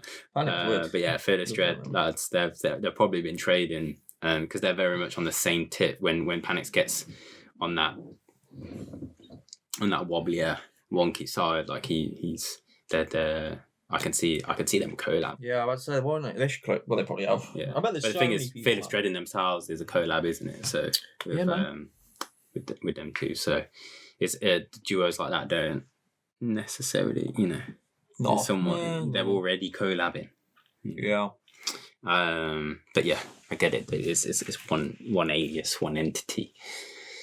when two become one. That's how you won this fucking record deal today. Nah. You're worse than me with the sing-songs. No, just that's what I was thinking about. What's going on? But talk about two becoming one, not necessarily in the name sense, but the one we're going to feature you from this Influx audio project, this latest one, coming on the 26th of February, by the way, in case I haven't mentioned that already. We're playing you Panix and Dunman. The track is called Who You Are. It was a toss up for us on this one between this track, this collab, and the first track, wasn't it? They were the two we were kind of really, I guess, somewhat truly torn between. The first one being One Moment, big as well.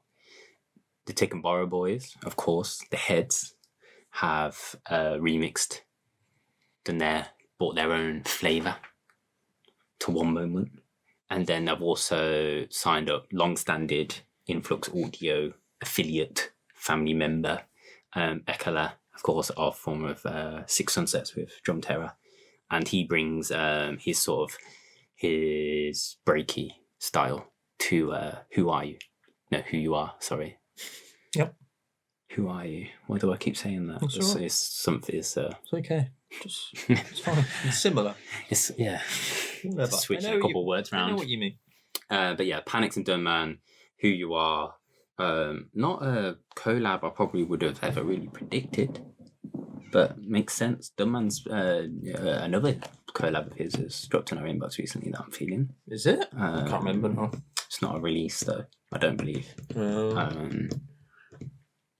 I'll remind you after the show. It's good, man. I'm feeling. I just don't know where we can fit it in. Okay. Maybe in a mix rather than the podcast, but we'll see. I'm definitely feeling it. It's one that's getting added to record box. But yeah, Panix, Dunman, Who You Are, Influx Audio. We mentioned it. You need to follow on fully dubstep now. Let's go.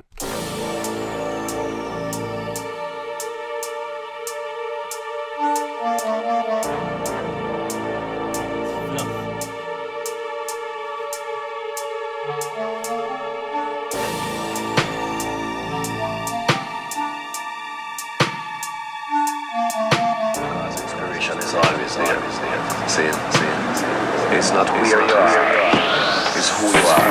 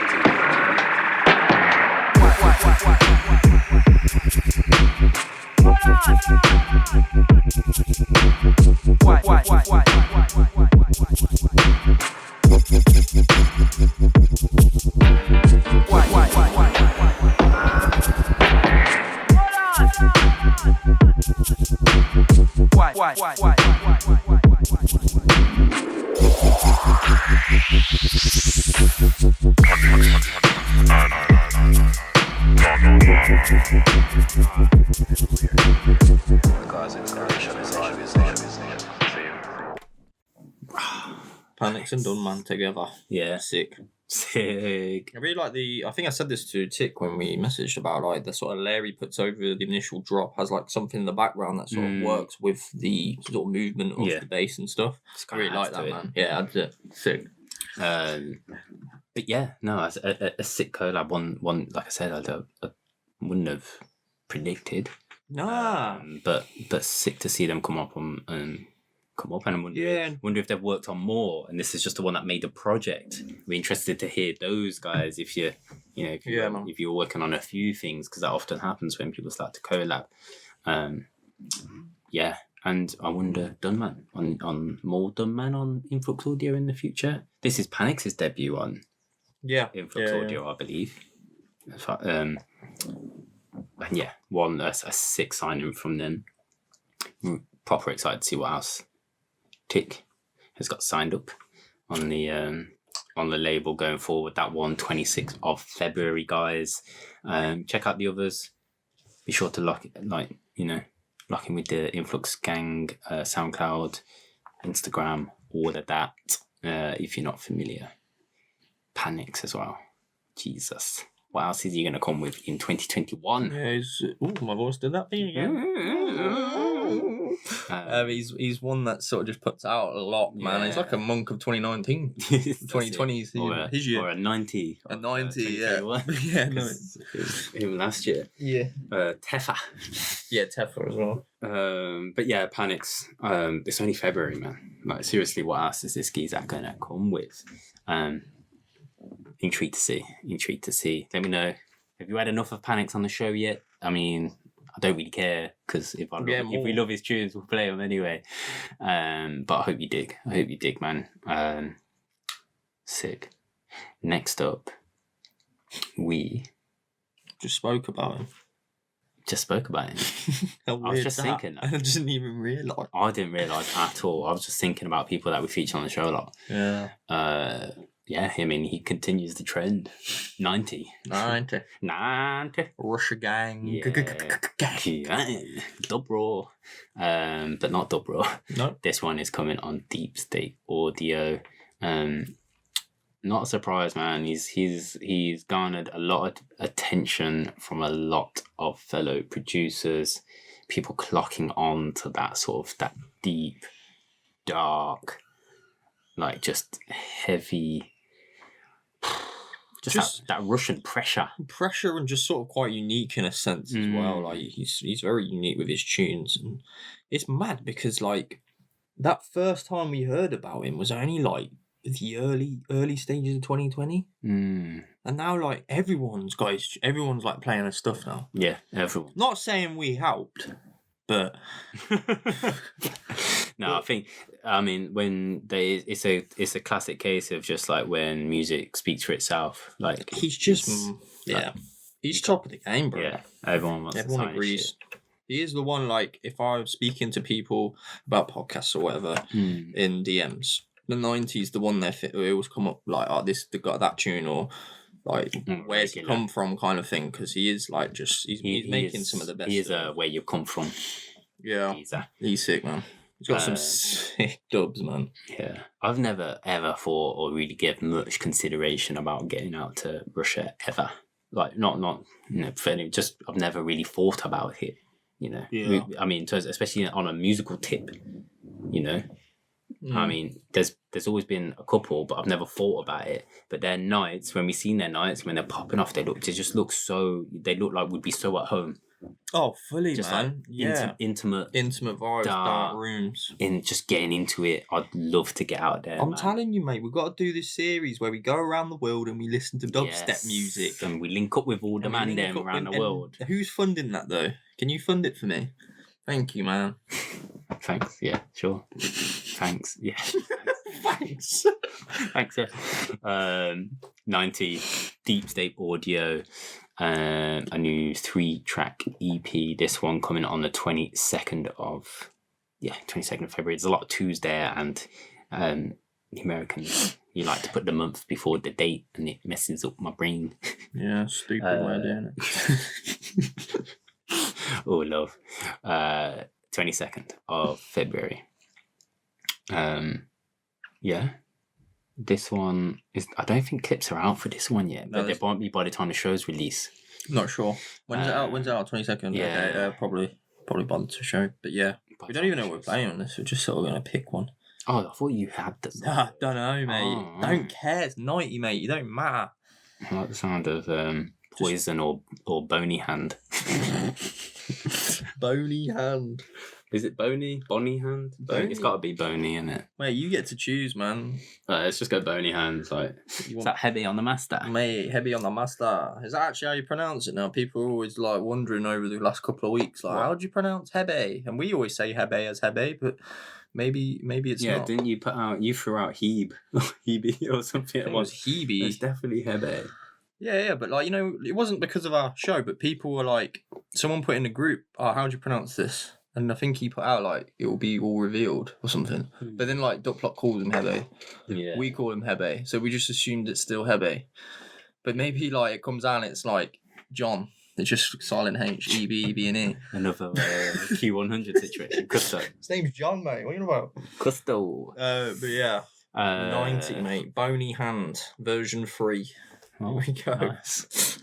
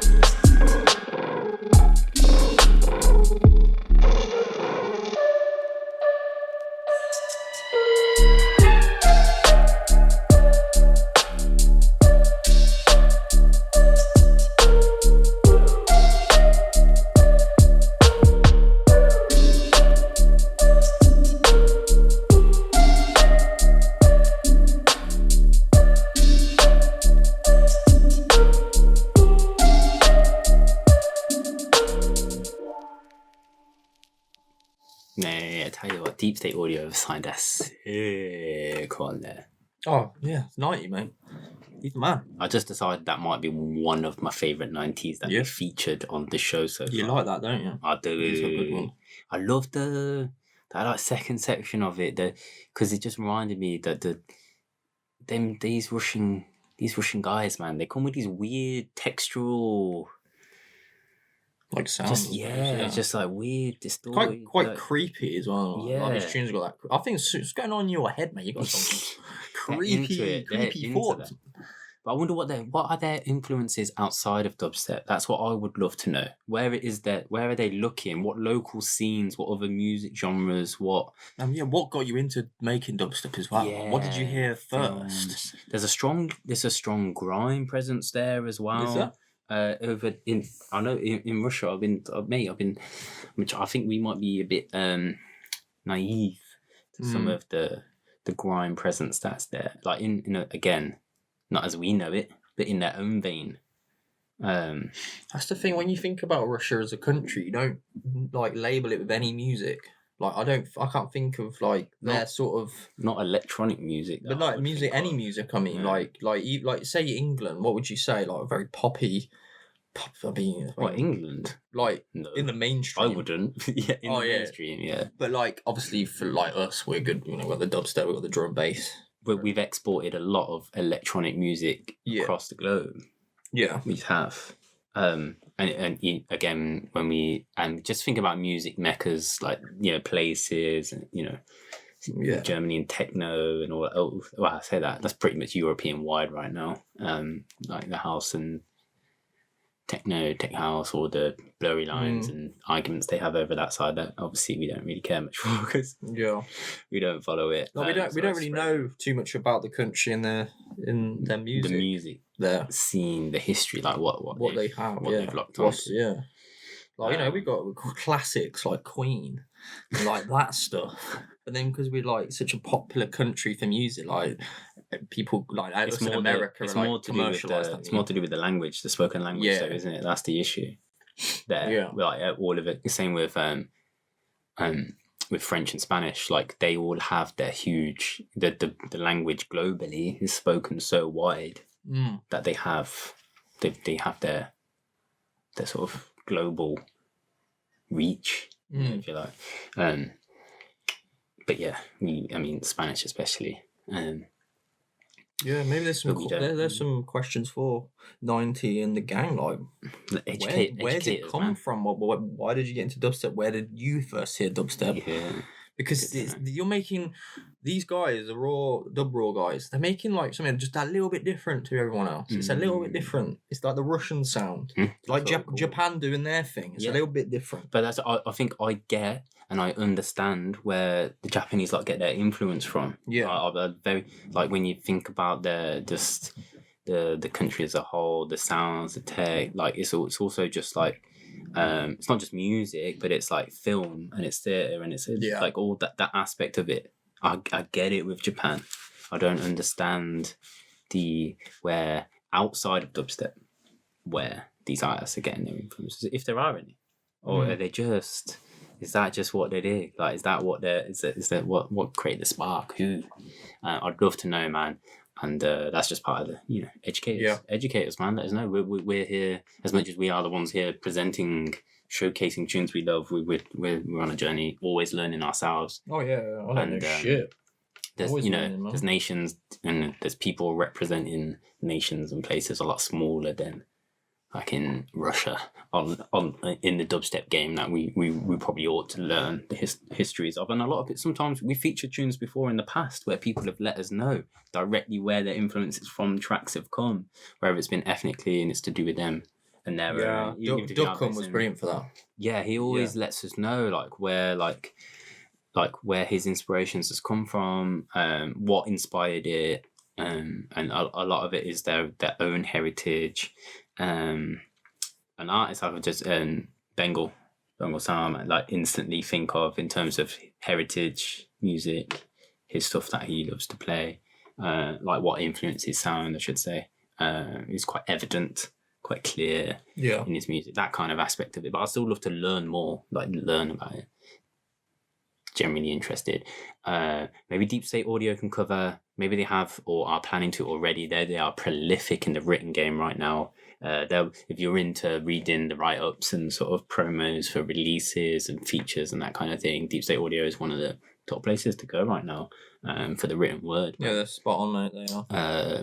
Them amongst people like Honey and Bass, and they're kind of like the forefront of my mind for the written stuff. But yes, big up 90, the Horseman EP, Deep State Audio, 22nd of February. Look out to support this one if you're feeling it, guys. That was Bony Hand. There's also Poison, the A side, and the B track is Horseman. Yeah. So go and check that one out. Big up 90 and all the Russia gang, all of yous. Next up, we have the first and only dub of the show. No way, man. We were kind of putting the show together. We had several tracks. We're trying to balance this whole touching on Bandcamp that day. That's just been all the forthcoming material that we've had come in. Obviously, we save a lot for the for shows coming up. Depending on, we work with artists and labels in all different capacities. Some send us packs for months of releases. Some send us 1 or 2. Some like to drip feed us month by month. Some people just send us 3, 4, 6 months in advance of tracks. And we have to kind of navigate the dates changing and release dates and things swapping around. Test press issues, this is the bulk of what we do behind. But we were sorting out the show and we thought, oh man, we need to just get a little unreleased thing. Yeah, man, just a little treat. Like we've got that many in, and this guy who we've had on the show previously, not for a while though, not for a long time, which is why it kind of pushed us to comment, to play this. I suppose we're feeling it. We're loving it first and foremost. Yeah, we're feeling it, and 2, it's been a while since we haven't had him on the show, and it's UFO. UFO is back, man. I think he's improving again. There was one track he put on an EP the last time, and I really loved it. Was it transient audio? Yeah, transition, something like that. Transient audio. And this one is say it. A bit stompy, man. He's gone in with this one. Feeling it. I've always felt his kind of at the very least his direction, where he's going with his sound, what it is he's trying to achieve. Of course, we met him. We spoke about him a long time back at Shitty Dub. Long time ago now, man. Sound guy Ross, it was. Yeah, man. And just love to see him keep growing, keep progressing as an artist, keep putting stuff out there, plugging away. And this one, Step Round with Limp. Yeah, don't know. No, is it a reference? I don't know, mate. It could be. Should we know it from a film or a program or a sample? Just pick fucking 5 different words randomly. Step round with Limp. Fucking this dictionary. Maybe they were the force for the first 4 words you got on a Scrabble game or something. I don't know. There's probably a fucking really obvious reason for it. Yeah, it's just slipping. Yeah. Yeah, we'll figure out. I gave this a quick listen and just gave my approval. I was like, we haven't had him on the show for ages, and that sounds sick. Yeah, let's get it in. So I'm looking forward to listening to it through. UFO, Step Round with Limp. Put a gun in a mask.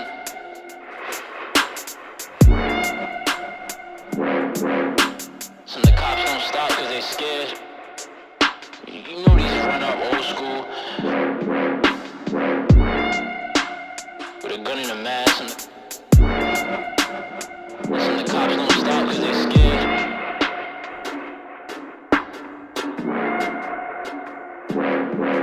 You know these run up old school. With a gun in a mask. Listen, the cops don't stop because they scared.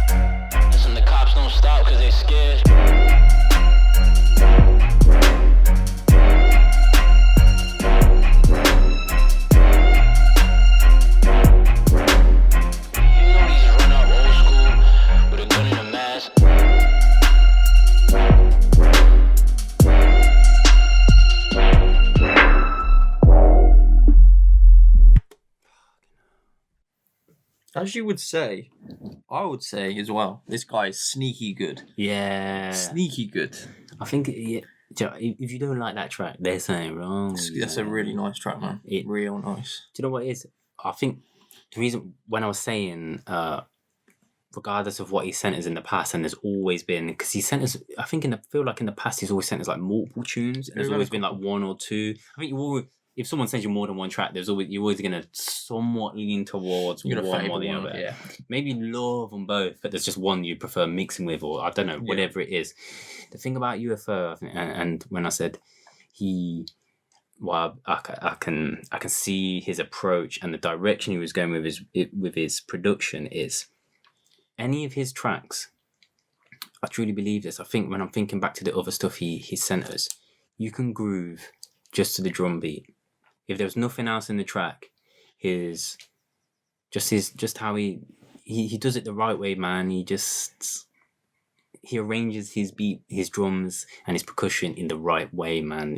There's a groove. You can groove to it. So it's when there's the quieter moments, when there's the bridges, when there's the intros, you're already like starting to feel the groove. Yeah. Of the drum beat. He smashes it in that sense every time. And I feel like, I mean, this is a heavier level than for him, for UFO. Yeah. It's not some mad synth, but it's just impact. Weight perfect. Perfect explanation. It's just impact. The thing is, he doesn't have many SoundCloud followings, which is bizarre. Nah, man. Like, I swear it's like 150. You're joking me? Still, and I think it's mad because he is actually quality. Like, what was that tune? Remember, I met him and I was like, "I'll put your tune in my mix." Is it Red something? Red Terror? Red? I don't remember now. Yeah, I think it's just UFO dub or something. But it's SoundCloud. System Power. Power. I love that track, man. That's old, man. That's a couple of years now.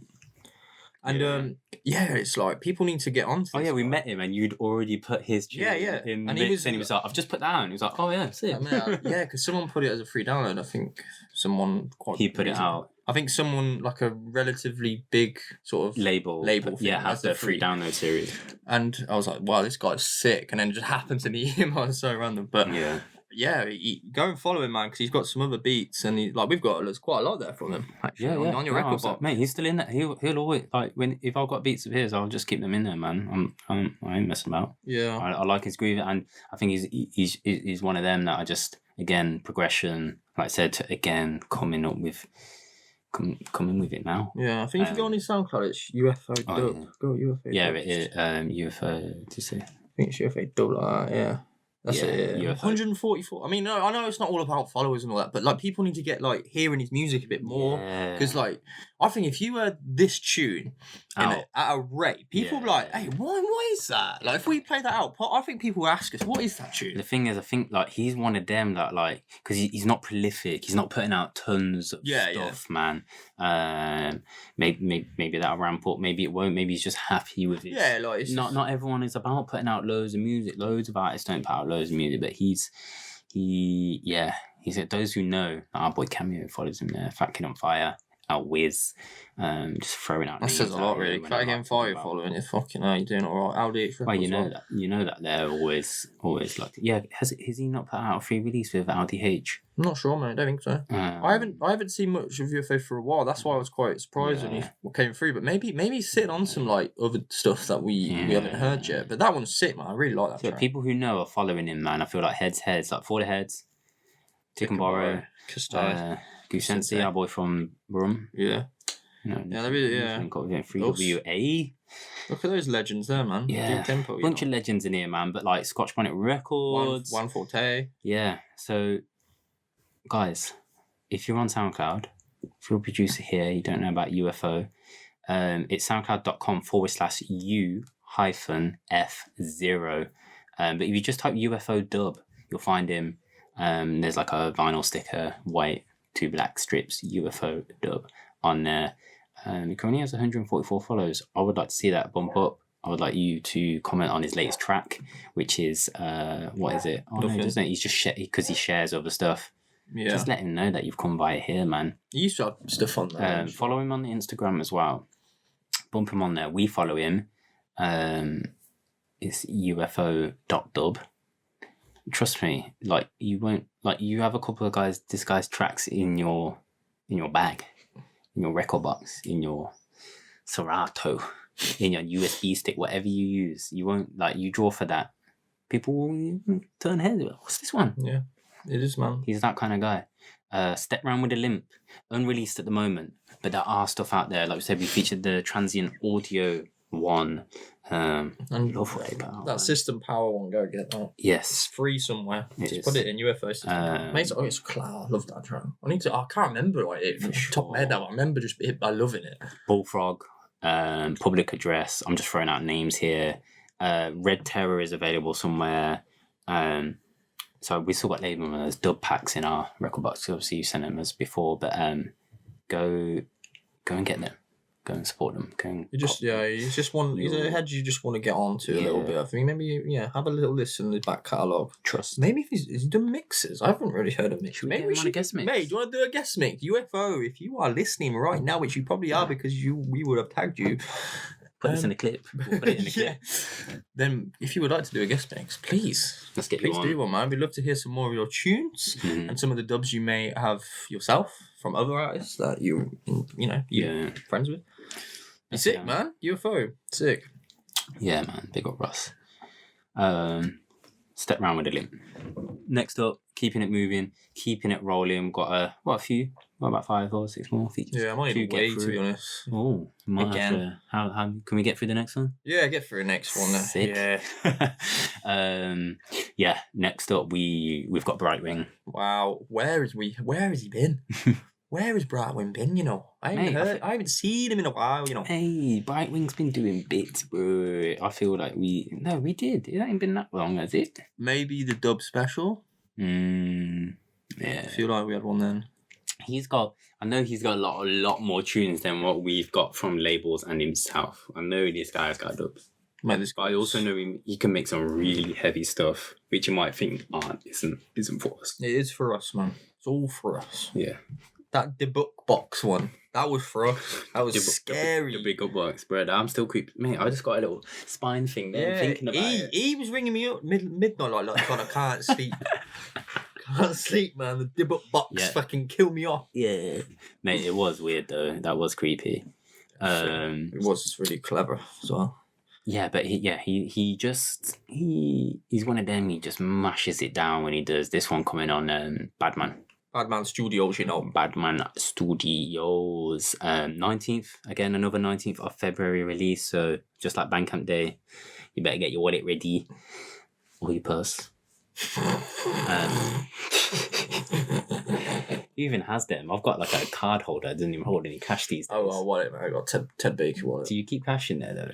No one even carries cash anymore. I carry cash if I need to. But, if you need to. So, for dodgy dealings. Who carries cash anymore? Brightwing. Jesus. Sorry, guys. Marching Orders EP. This one, Badman Studios 11 Digi. You'll find it on Bandcamp. You can go Brightwing's Bandcamp, brightwing.bandcamp.com, and you will find this EP. 4 tracks: Marching Orders, Doom Patrol, Franklin, CT. What's CT? Franklin Central. I reckon that's like Franklin in a place in America. So like Franklin, Connecticut. Oh, ooh! How did you just get? If that's right, I'm getting my diploma. Diploma, mate. I'm Are you serious? Have you? Do you know I didn't even know. I literally just. How did you think of that, mate? I'll tell you why. Because I am a genius and I deserve my diploma, bro. There's a place next to Norwich. Why you keep stealing our names for? Which is next to Preston. Nah, I bet they've got a Cambridge or they got Birmingham, Alabama as well, haven't they? Yeah. But it's only one Birmingham, bro. Lisbon is next to Preston. I don't think that would. And Norwich. They're just going around the world going, we need a fucking new name. No, mate, it is. They've got a Northampton. I just saw Northampton. Next to, it's up in, it's up near Boston, innit? Mate, Warwick, Falmouth. Nah, they're not. Plymouth. I've never even actually zoomed in on the map. Shrewsbury. Fucking Shrewsbury. You can't be... Well, of course it is. It's all ex-Brits who've sailed over there, mate. New London, look. Manchester, Hertford. Yeah, of course, mate. Jamaica's got a Manchester, so there's nothing. It's just all Brits who've gone over there, man. I wonder why it's called it Franklin, Connecticut. Boston, like, it's New England, isn't it? Oh, is that what it is? New England Patriots. Wow. Fuck them. I'm a Dolphins fan. Fucking For any of you US lot watching, so I'm supporting. I know, yeah. I'm supporting the Chiefs this weekend, which would have already played out by the time. Mate, I love the Super Bowl, man. I can't wait. Mate, 12 till 5 a.m. for us. That's going to be a late one for work. I did warm work already. I'm going to meet time. Maybe 4:30 finish, but we'll see. Brightwing, marching orders. Franklin CP, as we were stuck on, and the one we're going to play for you, the fourth track on there, Euphoria dub. I know you were feeling this one. Yeah. Honestly, I love all four of these tracks. Generally speaking, when Brightwing puts something out, I think I generally love 2 or 3 of the tracks on any given 4 to 5 EP project. He just tends to cover all bases, even though they're on that heavier end. They're always stuff. I think, like, even for myself, like, I will definitely 100% consider drawing for, like, towards the end of a set when I'm like I'm getting into it. But yeah, Euphoria dub, 19th of Feb. Let's check it out. Let's go, man.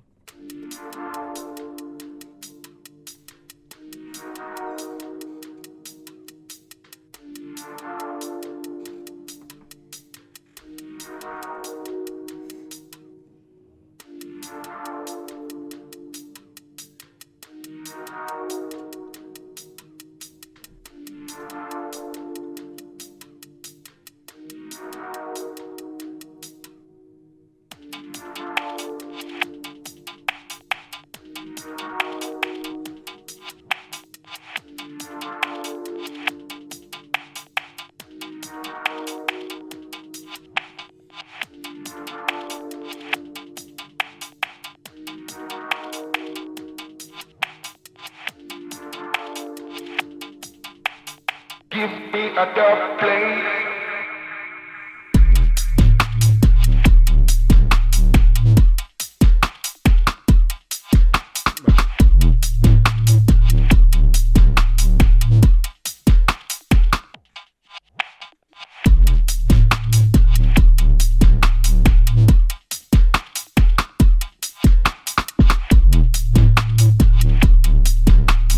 Give me a dub plate.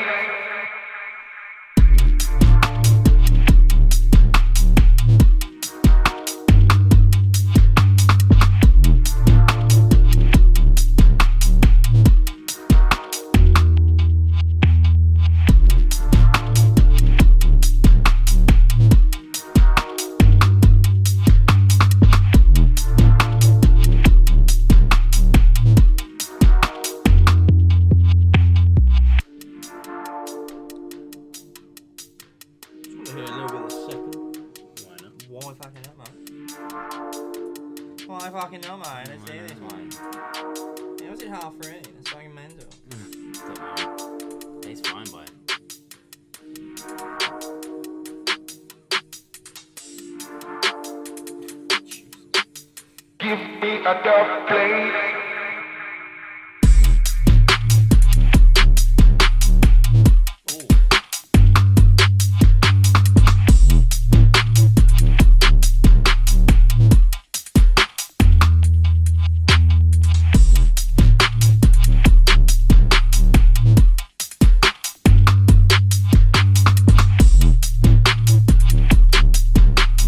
Give me a dub plate. Done that beautifully. Yeah, thank you. You know, I'm a DJ now. Oh, you're a DJ? Yeah, DJ. He's going on bookings, lads. May I hope so. Brightwing. Yeah, sick, bro. That kick and snare hit you like square between the eyes, man. Yeah, it's not as scary as his other stuff. No. But it's nice, man. It's nice to have something a bit different from Brightwing, actually. So I think that one and Marching Orders are my favourite on this. Yeah, Marching Orders sick, man. We had that as a dub. Did we play it? No. I'm not sure we did on the dub special, but we had it as a... I don't think we had it long. I can't remember anymore. Oh, no, we did get it about June. last year. Maybe we did play it. Did we play it in a dub special? Marching orders. Could have, you know. I think we might have, in the summer. I was lucky we didn't play it now. Yeah, it's a good job. Did we not play it in that dub special? We got really wavy. We played a Brightwing tune. I think it might have been marching orders. Maybe it was. So go check that out. Yeah, I think it was, That sounds familiar. Yeah, in our like most like one of our most viewed podcasts. Yeah. Like across all channels. We're going to do another one of them soon, golly, man. Yeah, dub special. We're trying to work that out. I think March, April time. Yeah, probably be Pirate, wouldn't it? That one. Yeah, hopefully. Just have to wait till things. I think maybe we'll save it for April. I think maybe every 4 months is kind of like. Yeah. Even though we do get stacked up and sit on them, like it's just making sure it's full of. And then when we do the call out that we're going to record one, people tend to send anyway. But we would appreciate and want tunes that are actually dubs for a while, not coming out on the next Bandcamp day, because that's what the podcast is for. So Brightwing though, Euphoria, dub, Badman Studios, man, number 11. Keep going with it. Brightwing.bandcamp.com. Friday, the 9th. The 9th? Friday? It's not Friday. It's February the 19th. I just seen F at this. It was Friday. February. Could be Friday. I think it is a Friday. Mate, you could be right. 19. It is because There you go. it is a Friday. There you go, mate. Guys, we always have these like stacked up release dates on a Friday. Yeah. February the 19th. Brightwing. Go check that one out, people. Next up, Vomitspit. Mate, they're back. We're back. Back with Vomitspit. It's been a while. We were just discussing this. When was the last time we had them on? Carnage and Radish Peaks album. Such a sick LP album. project, 7 tracks. I want to say off the top of my head. Yeah. How do you know that then? Someone's been looking beforehand. No, I have not. I just remembered. Seriously. That's pretty good, Not as impressive as my. I remember it wasn't like 10. I remember it being like, oh, it's an album project. How much is it going to be? Blah, blah, blah. We featured a track 1, which was sort of highly regarded, hard favoured by a lot. Was that the one that was like, ba, ba, ba, wow, yeah. ba, ba. Oh, that was hard. It's big. I need to go through that again, actually. Mate, they did a little vinyl press of this. I didn't know that. Is it available to buy now? 7 remaining. What? 7 remaining, bro. I didn't know this. Hey, get on that. £4,000. 4,000 yen. It's about, what is that? Tenner. Yeah, £10.88. Am I a fucking genius today? Yeah, you're. I know everything. It's a sampler, so it's 4 tracks, and you get 1, which is obviously our favourite. You get Hard and Hearts, Oversoul, and Bad Energy. I imagine they're all the ones that got the most sort of DJ love and play out. Right. I remember doing this. That number 1 isn't on there. No way. Number 1 isn't on there. Yeah, it's the first one. Oh, What? no, as in like number 1 is in the facing in a struggle, as in number 1. Oh yeah, the track, but I think it's more about DJ aspects, not the. Obviously, the whole the EP has the album has a bigger a bigger vibe. But yeah, that was anyway. Yeah, we're not featuring that. No, no. If you didn't check out "Facing in the Struggle" by Carnage and Radish Peaks, then do that. I mean, I remember on the socials. I mean, Carnage told me, like, I remember we were having a chat on socials, and I said to you, he said it was like 3 months before. He's like, yeah, Ryder's flying out there. Yeah, I remember. Yeah. To make an album, like they're working on it, and and then 3 to 4 months later, it was done, project done. I was like, sick. I think stuff was coming through, and still getting stuff mixed, mastered, and polished. But back with Vomitspit. It's been a while, man. And this one is out now. Came out on Bandcamp Day. You can go support it straight away. And from a guy whose sound sort of perfectly suits the whole Vomitspit. He's been on before. Yeah, ethos. Like he's part of the fam almost. Sort of works for it, yeah. At this point, and Repulsion. Yeah, some sick tunes, man. It's not really a surprise that Carnage and Day Zero feel his sound, like his sound. Of course, plug Day Zero's Guestmix. We speak about it many times. Sick. One of our favourites we've had.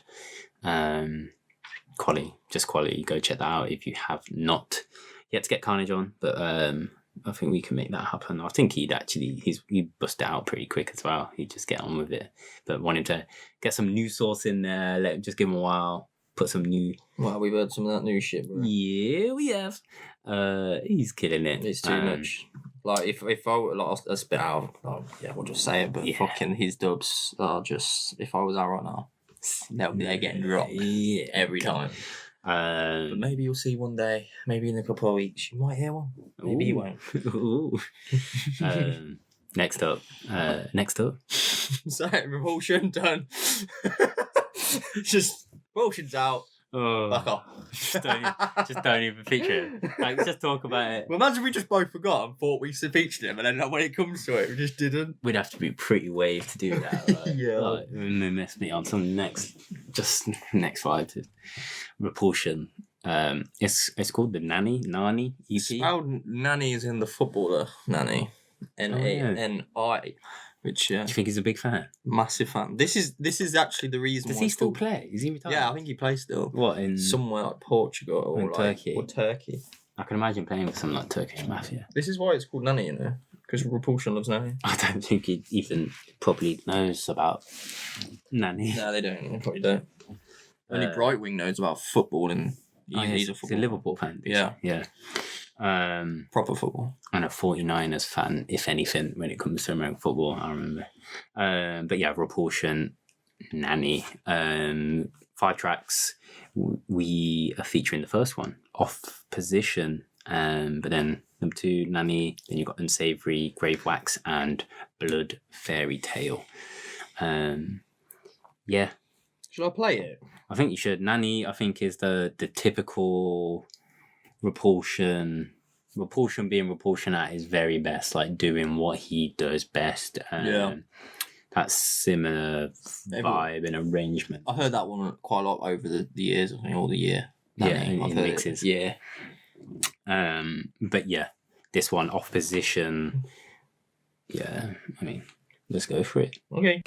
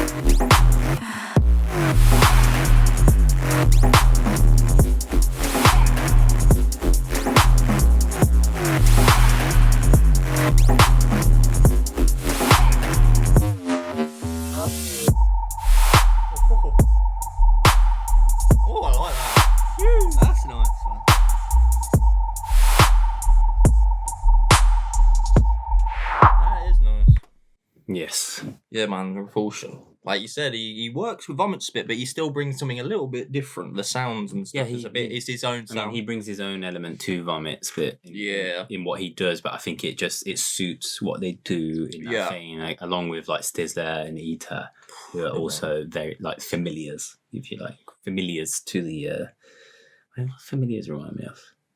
I've just said that, and I don't know. Blade, when they talk about familiars, those who want to be vampires but aren't actually vampires yet. I know Blade, but I can't remember that part. Yeah, I don't know what that's just come to my brain. I haven't watched that film for donkeys.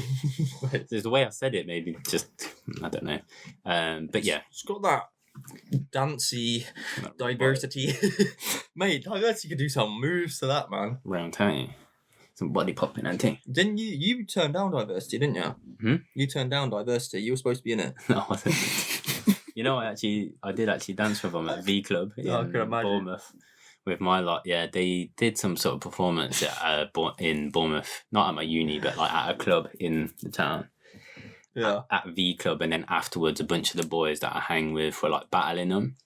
I did not battle them. I danced like when there was just like a bit of a cipher and a ring going on, and that was actually with my homie Al Harif. I think, was he there at that time? I believe he was. I think he was.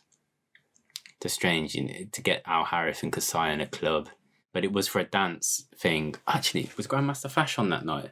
I don't know. It was at the same club, but I might be mixing 2 nights together. I think I'm mixing 2 nights together, but yeah, that's Al Harif is the guy who's friends with Ramses. Yeah, and it's how we had the mutual connection amongst the b-boys, but it was mainly the breakers who were battling. Like a guy used to train me, kind of show me the ropes with Emerson.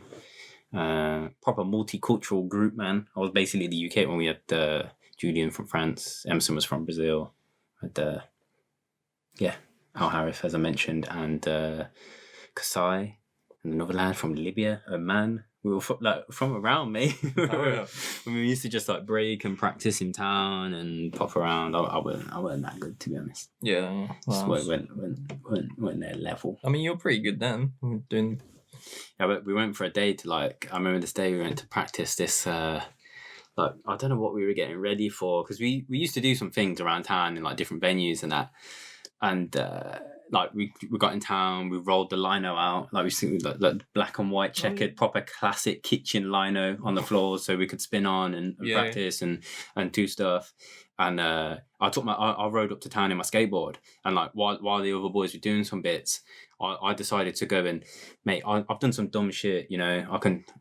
When I was younger, so, you know, I could draw, I could do some vert, I could do some street. I wasn't that technical. I was more of a jump, like a gap or a stair setter kind of drop kind of guy.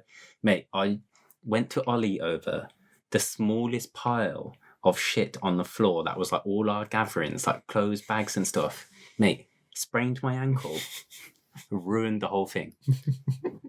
Couldn't walk for 3 weeks. Remember having to hobble at work, considering I was promoting for a club and working on a bar, ruined it. That's a side story for you. There's a bit of waffle for you.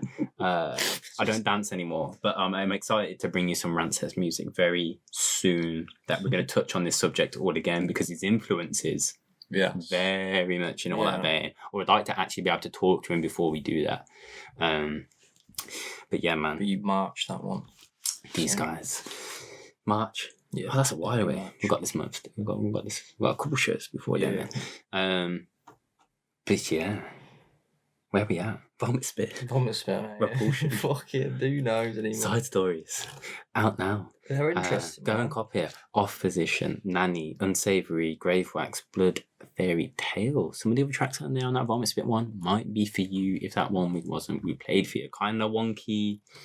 Kind of out there, a bit industrial, but it's Repulsion. If you align with any of them kind of sounds, then have a look. It's 700 yen on Bandcamp. That is £5, 8 pence. It's probably $7.50. I don't know. I'm taking a rough guess there. Yeah, man. $7. Well, worth supporting if you're feeling, guys. Next up, we have probably the biggest project on the show, the next. I think it's the next. It's not the first one, is it? Defy Culture compilation. I think it might be number 2. I think it's feel number like I 2. did It one. is volume 2. It is Hieroglyphics. That's There it. we go. The Hieroglyphics volume 2. Yeah, this one's sent to us from Vibe Emissions. Vibe Emissions, yeah. At Divide. Was hooking us up with the DeFi Culture releases. Some big names on this. Yeah, big names on here. 12 tracks. And I'm not going to list all the track names, but I will the artists, just to give you an idea. Maybe some of the artists that you love are on here. Tappa, DBST, Tefa, Perps. He's new to my name. There's a couple on here. IDHS, Dalek 1, Is Dead, Baked Milk. That's another one. That's new to me. Blotters. Been a while, bruv. I think one of us has played that tune as well. There's a dub in it. Is it you? I think I might have as well, you know. Sick. Boom shot. Boom shot. Obscure. Yeah, sick. Chief Kaya. Ellis Delta. Also new. That last one there. Obscure, yeah, you're feeling that one. Yeah, I like that one.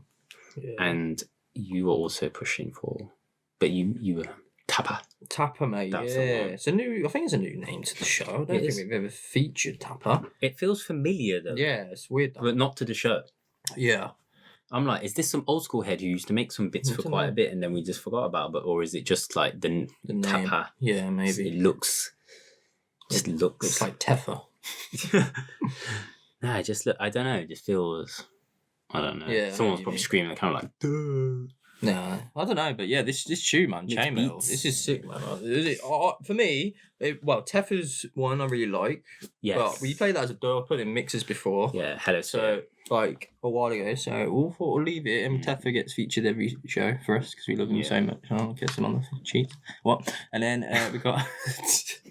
But yeah, Tappa and the Obscure one for me, I really, really liked. So, yeah, I thought, fuck it, we'll go with Tappa. Yeah. Go for it. Yeah, this one you can go and cop on their Bandcamp, Default Culture. It will be out. Good question. When's it out? 26th. That's the one. I wrote 6th earlier, didn't I? Yeah, 26th, But it's the 26th. of February. Yes. February. This one will be out, but look out for the pre-orders. I imagine some clips, some stuff popping up. Yeah, big up the DeFi Culture gang, coming thick and fast with it. And yeah, this one, Tappa. Let's go, mate. Chainmail, let's go, bro.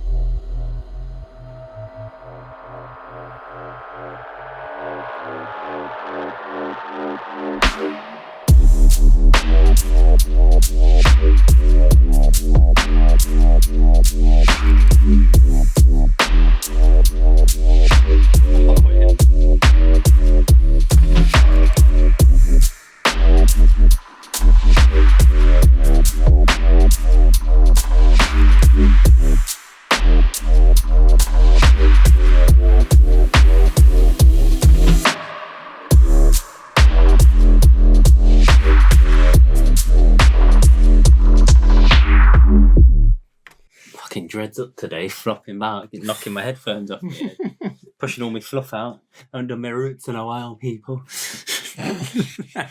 Tappa, man. I think he's fairly new. Very new. Is he Just new? a name, yeah. Fairly new.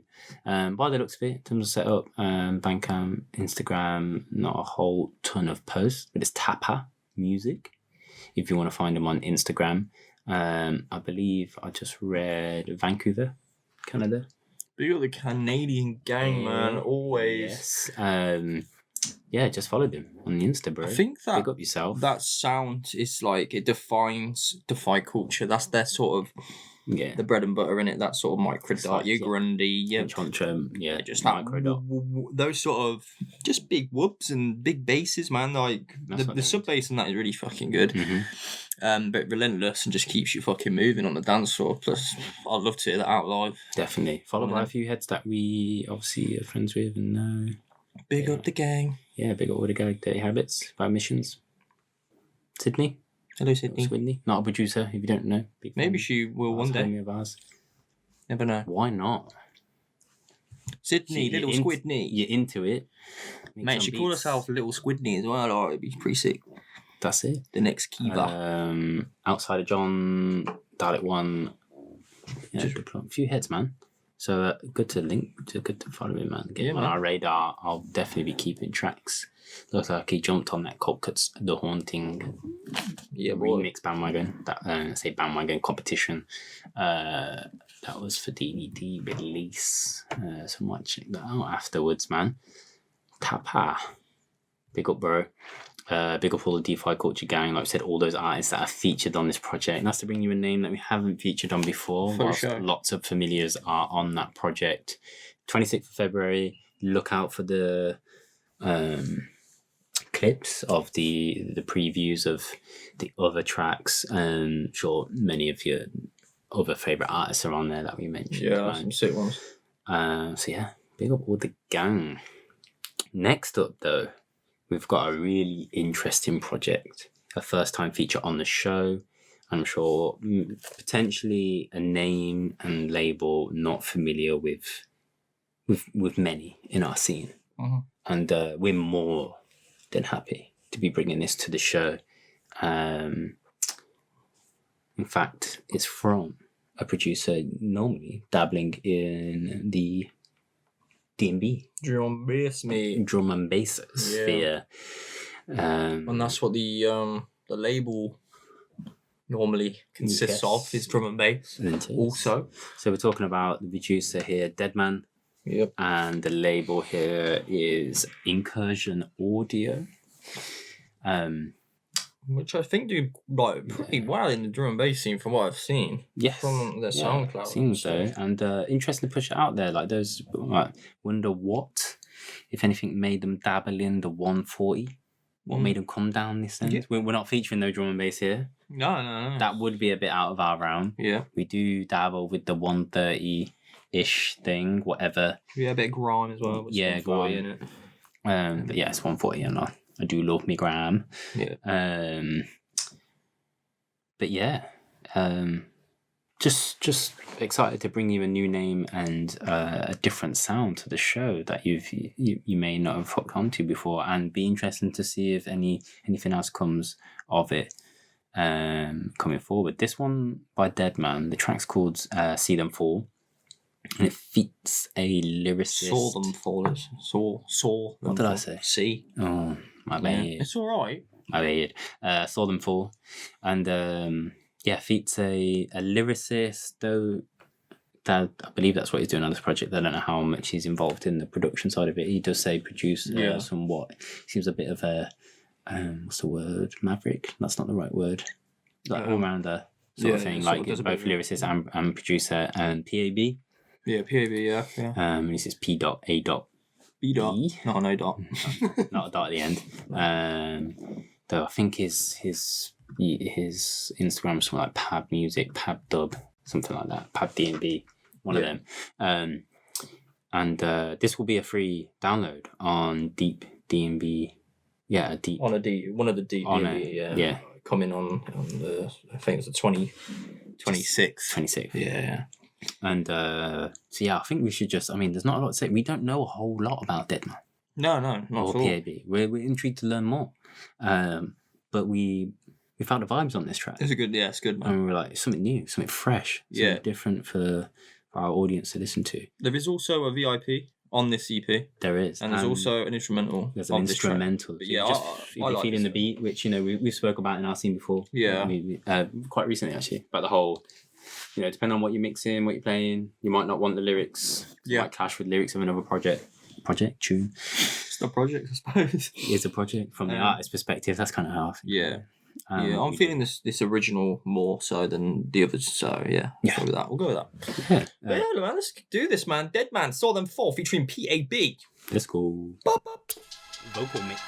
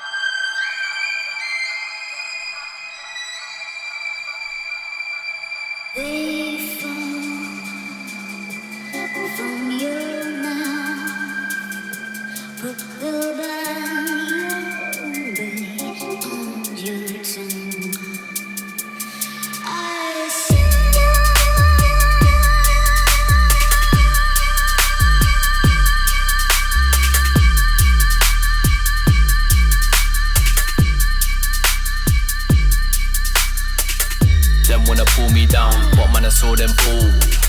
They tried to see me frown, but man, I gotta stand up tall. Them wanna pull me down, but when I saw them fall.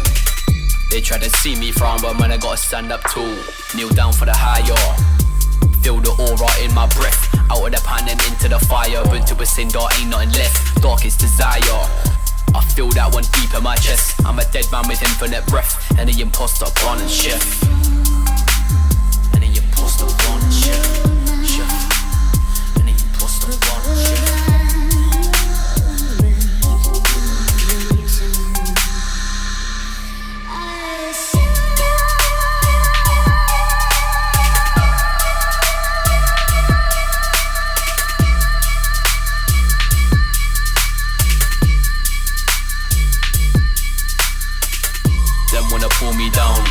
Saw them fall. They tried to see me frown, but man, I gotta stand up tall. Them wanna pull me down, but when I saw them fall. They tried to see me frown, but man, I gotta stand up tall. You feel it, crush right down to the bone. Thick skin with a heart of the stone. Wisdom got my eye on a throne. Yeah, got a plan on your own. No one gonna wait around. Yeah, tune into the dot plate. Dead man, that's infinite sound. Look myself in the mirror, realize everything ain't clear. A lot of lies and misconceptions, think the truth cause they run on fear. A new step on a road path, new pavement cracks to stand on. Deep state in a cold bar, spirals man I got a handle. Grime in the morning, that's energy. Sipping on the tea, that's lemony. Man I got bars, man I got many G. I'm a real guy, ain't just energy. Grime in the morning, that's energy. Manifestation, manifest NEP. I was in the darkest memory, but I broke through to the largest treasury. Better know I secure that brag. High vibration, high FPS. So when I'm on the field, don't lag. So when I'm on the field, I grunting. Stemming the fakers, them on the fronting. Up on the rhythm, I get dumping. Yo, up on the rhythm, I get dumping. Yeah, man. Sick. Pretty hard, that, isn't it? Yeah. Like, it's hard. I really like. I forgot about the sort of female vocalist going riding through the track as well. Another thing as well, what I really like is how like the MC's on it in sections rather than all the way through. It allows for like those sort of, when it rides through the female vocal, opportunities for mixing. Yeah. In that section as well. Yeah. You know what I mean? Also, or even just dropping other lyrics over the top in another tune in that part and sort of doing this sort of collaboration in a way, but with mixing. Yeah. You know what I mean? Similar how you dealt with Deep in the Jungle and the Streets tune. That kind of just, how I did that, however you fell on that went off in the DVD stream. How it falls. How the lyrics played off each other. because you get those tracks that are just so sparse that you can layer them with those kind of, they just come in at the right moments, or you can bring in at the right moments, depending on what you're doing with the old faders there. But yeah, no, it's sick. Production wise, brilliant. Yeah, crisp, Yeah, man. real crisp. And yeah, just be interesting to see how much more 140 these guys. I think from talking to them on Instagram, I think they're going to dive more into the 140 as well, maybe just sort of crossover. Not obviously their main thing is drum and bass, and it probably always will be. That's where they got their main fan base from. Yeah. But I think it's wise to come into the dubstep. Yeah, the thing is, you never know. Like, I think it's not uncommon or unheard of people to have made it in aspects of in genres or music that wasn't their first love. You know, they put stuff out and they gained traction in other stuff that was like was paying the bills and getting a reaction and people were vibing off. And if you provide that vibe and you feed off that, like no artist doesn't just be like put stuff out. If you're hating it, then you wouldn't have made it in the first place, or I hope not anyway. No, you should just be doing this all this for the love, regardless of the outcomes anyway. But yeah, that one, Dedman. If you want to find him on the Instagram, it's Dedman DNB.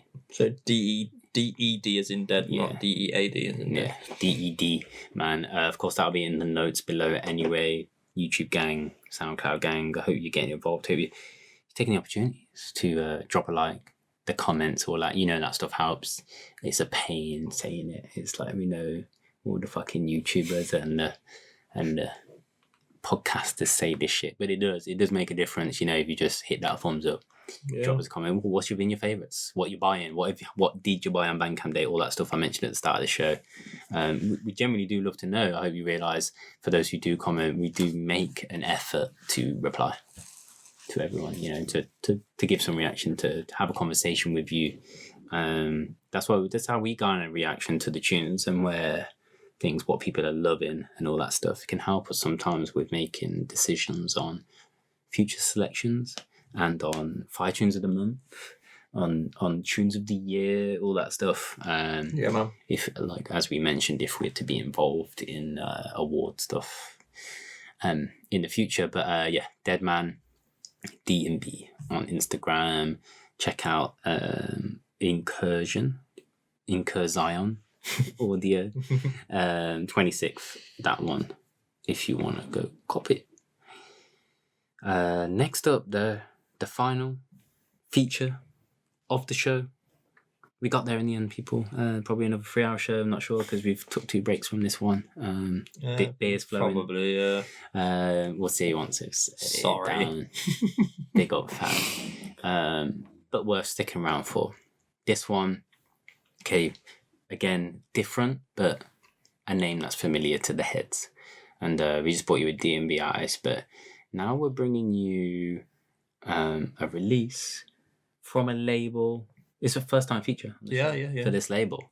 It's a first-time feature on the show for this artist. It is, which is madness. Which is a madness, but at the same time, it's not. I don't think that's any skin on it, like any fault of our own. He doesn't release a shit ton. And if he does, it might only be vinyl only as well. Yeah, he might. Possibly. Or more likely, it's from a label that, pretty exclusive. You gotta be in a club, in a sort of club to get the promos for. But we're talking about Karma. And the track we're bringing you here, though, is very different. Oh, yeah. But it's still... There's still something about it that is just worth putting on the show, isn't it? Like, it's worth putting on the show, and plus I've kind of been, I've mentioned to you before, mentioned it pre-show, gushing over this label. I just bought the last release from this label, Good For Ya. The last release from Karma, and I believe my vinyl should be arrived. I pre-ordered this pre-Christmas, this one, but it's just everything about this label, what they're doing, the sound they're pushing. I can just really appreciate. I've been telling you, I've been vibing to their SoundCloud, what do you call it, playlist. Good For Ya is like good GD number 4, yeah, YA, and truly run basically by a bunch of dons. It's all a bunch of South London dons. That's all we can say, man. And those who basically have stayed true to themselves, akin to those South London grooves, the early dubstep sound. For those of you who dig the history, who are into where all these tunes and all this music come from in the first place, those influences. A lot of them beats around 138 to 132, 3, 4. Just got a bit more skippy, bit more of that, I don't know, claps and snares on the 2s and 4s rather than the 3. Think Ammunition compilation, early days. That's essentially what you're getting. Heads that you should fully be familiar with. Of course, we're featuring Karma here. Benny Hill, Horsepower, LB. I mean, the releases LB's had on here so far as well. Probably amongst my favourite, not just his solo tracks, but his remixes on projects. Fucking hell, just ill. But yeah, like I said, I'll purchase the last release, Drizzle and Delirium, on vinyl. Pre-Christmas pre-ordered. I think it's just been released now, and it's been shipped. I should get it any time this week. Yeah, man. And just incredible. The grooves it's that South London groove, and everything they stand for. They are anchored in that early dubstep, that early sort of that late garage darker sound, but what there seems to be, they're pushing out into new territories. I've just been on where's my girls? Here we go. Instagram page. So this project here, this new one from Karma, is don't know how to describe it, man. It's just different. It is different. It's vocal. It is hard to explain. Yeah, it's vocal led. Yeah. And it's from a vocalist who's making her debut on the platform. She's also, of course, South London based. The Good For You crew actually have done a wicked interview. I don't know where it is. I've seen it a while ago. Because they're kind of they're based. Oh, I wasn't trying to type that. They're based like obviously they're South London, but I think they've got connections with is it DNR vinyl store down there, record store, possibly down there that way. I think it's DNR. Come to me in a minute. But they did a wicked interview a while back, just talking about the sound, how they're all coming together. When, of course, as well. I haven't mentioned some of the other artists that are featured on here. They're all just basically releasing originals with remixing each other's works. Benny Hill, as I mentioned, but LB, Horsepower, Classic Deluxe, that release there, just fire. But yeah, these guys are just, I believe in what they're doing, and I think for any of those who are interested or intrigued, who aren't already connected or already down or know the knowledge of, should look at the history, look at where the sound even came from in the first place. Then you should absolutely hunt this down, have a little dig, not just at Good For You, but all these artists, particularly LB and of course Benny Hill. Didn't you say something about the artwork as well on this label? Yeah, so all the artwork, all the photographs on the vinyl, is from Georgina Cook, who is the photographer. You will see her videoed inside of the Dubstep Wars video that just went out on Hyperdub. She's basically renowned, known, respected for documenting the scene. The Ammunition, I'm pretty sure she did the photography, all the cover on, where is it? I've got it in my record box somewhere. I'm just playing dubstep there. Yeah, shit. But basically, all the artwork for this for Good For Ya is they're all photographs. So I believe they're all South London based. Yeah, she takes all the photos, all the art. I think all the press shots for Good For Ya. So the new this vocalist Sagal, I should say, I need to mention her and make sure I highlight her. She is the one vocalizing these new projects by Karma that is coming with this very different sound. It's Sagal, Sagal. For those of you who are not who was on YouTube and seeing the tags.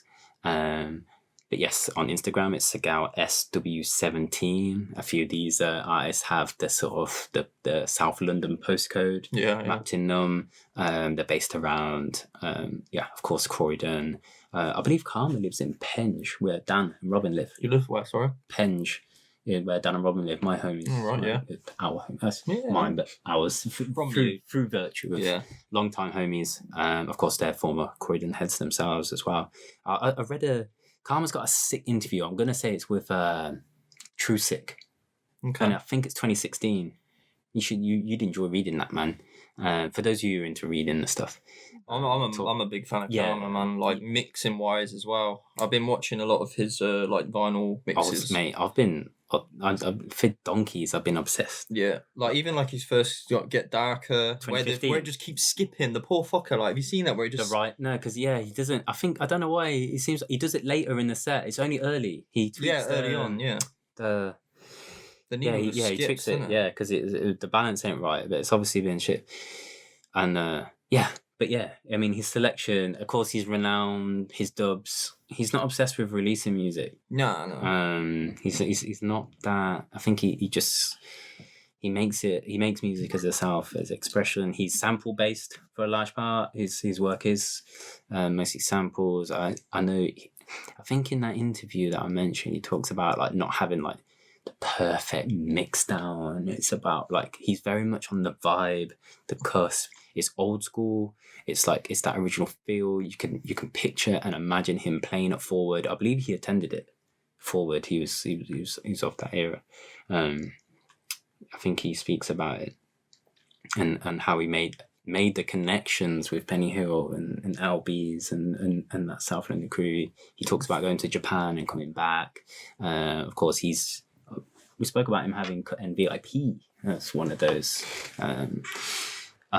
Goth-Trad supported him through his career as well. It'd be very interesting to like speak to him actually and learn about him because we don't really know too much. Big time. I would love to. Love his production, love his sound, of course. Inner Mind. Yeah, we saw him at Inner Mind, didn't we? Heavyweight. Yeah, basically. Yeah, I don't have all his Inner Minds on vinyl. I wish I did. I have all his System releases on vinyl. Oh, Smear Dub. Yeah, I got them all on vinyl. That's someone else. That one. Mad and Smeared or VIP. Yeah. And she drops, of course, so we were talking about his mixes, man. Keep Hush, he's done 2. He did the Green King Cuts one more recently. He did an old one with Sella, Son of Sella on mic. Is that the one with like behind like a window dirty window thing? Yeah. But that mix I would slightly prefer than the Green. It's still sick, still a vibe. But it's just like you go. I think that one is 100%. The first one is 100% Karma. I think it's all his tunes. The second one, he dabbles, or he plays like a loafer dub in that second one, and a bunch of other stuff. I think with him as well, watching him perform live, he's very good at like if something goes wrong, he's very good at staying calm and just sort of dealing with it. Whereas someone like for the skipping and things, or if things go out, he's always there to bring it back in nicely. He works the decks, innit? He doesn't panic. Nah. Like, you know that, like, the one we Get Darker, I'll just be like, what the fuck's going on? He worked it out, and, like, that's brilliant, man. He's brilliant. Like, you can't knock the guy. Absolute fucking DJ. Yeah, for sure. I'm a big fan of like, massive fan of his. Great to watch as well. Yeah, and he is. He's one of those that you enjoy to watch in the mix. I love watching him at Inner Mind, man. Yeah. He had that. Remember that tune he played? I don't know who it is. It was one. And because I asked you, I was like, have you got the footage for it? Because we recorded that night.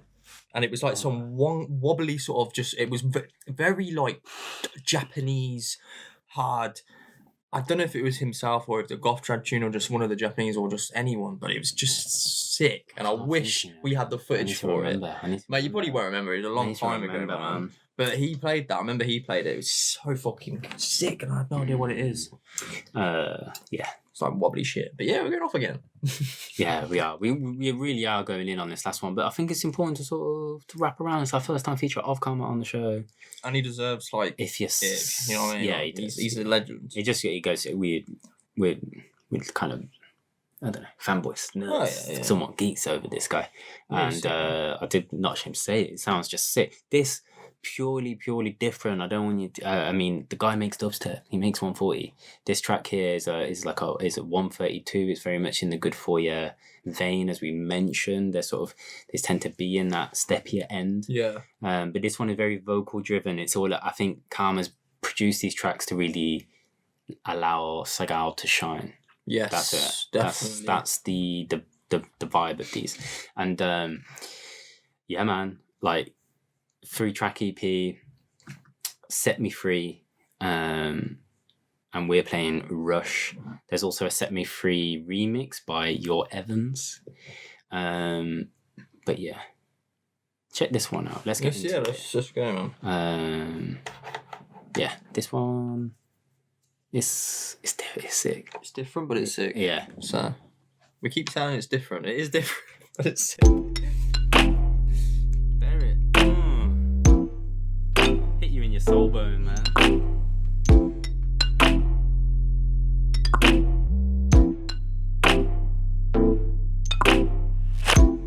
Pulling my hair from my skull.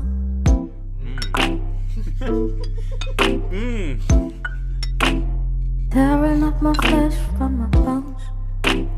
Bruises on my skin, scratches on my back. You like it like that. Scratches on my back, you like it like that. Hot water on my body, 100 times hotter than the summer heat. Hands around my neck, I can hardly breathe. You're a fiend, getting high off my misery. My pain, a rush of dopamine. You're a fiend, getting high off my misery. Yeah. My blood, a rush of dopamine. I'll never be your girl. I'll never be your word. Yeah. Punching bag, stay on track, ignore all the facts, and you eat up all my confidence. Take everything I have. Yeah.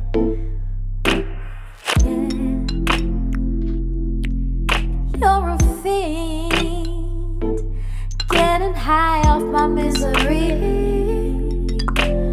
My blood, a rush of dopamine. You're a fiend, getting high off my misery. My pain, a rush of dopamine.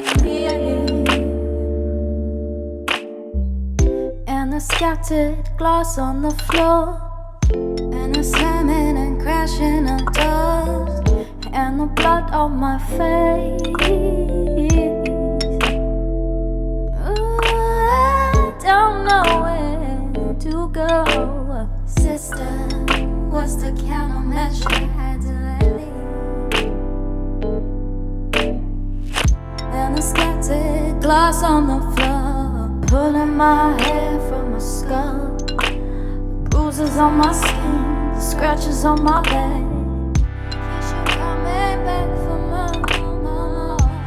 Slamming and crashing up doors, tearing up my flesh from my bones. The bruises on my skin, scratches on my back.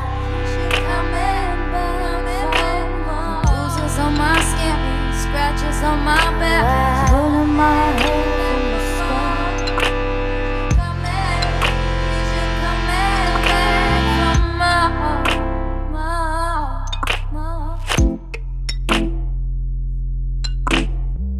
pulling my hair from my scalp. Bruises on my skin. Fucking sex, man. Sex, man. Nah, that just is.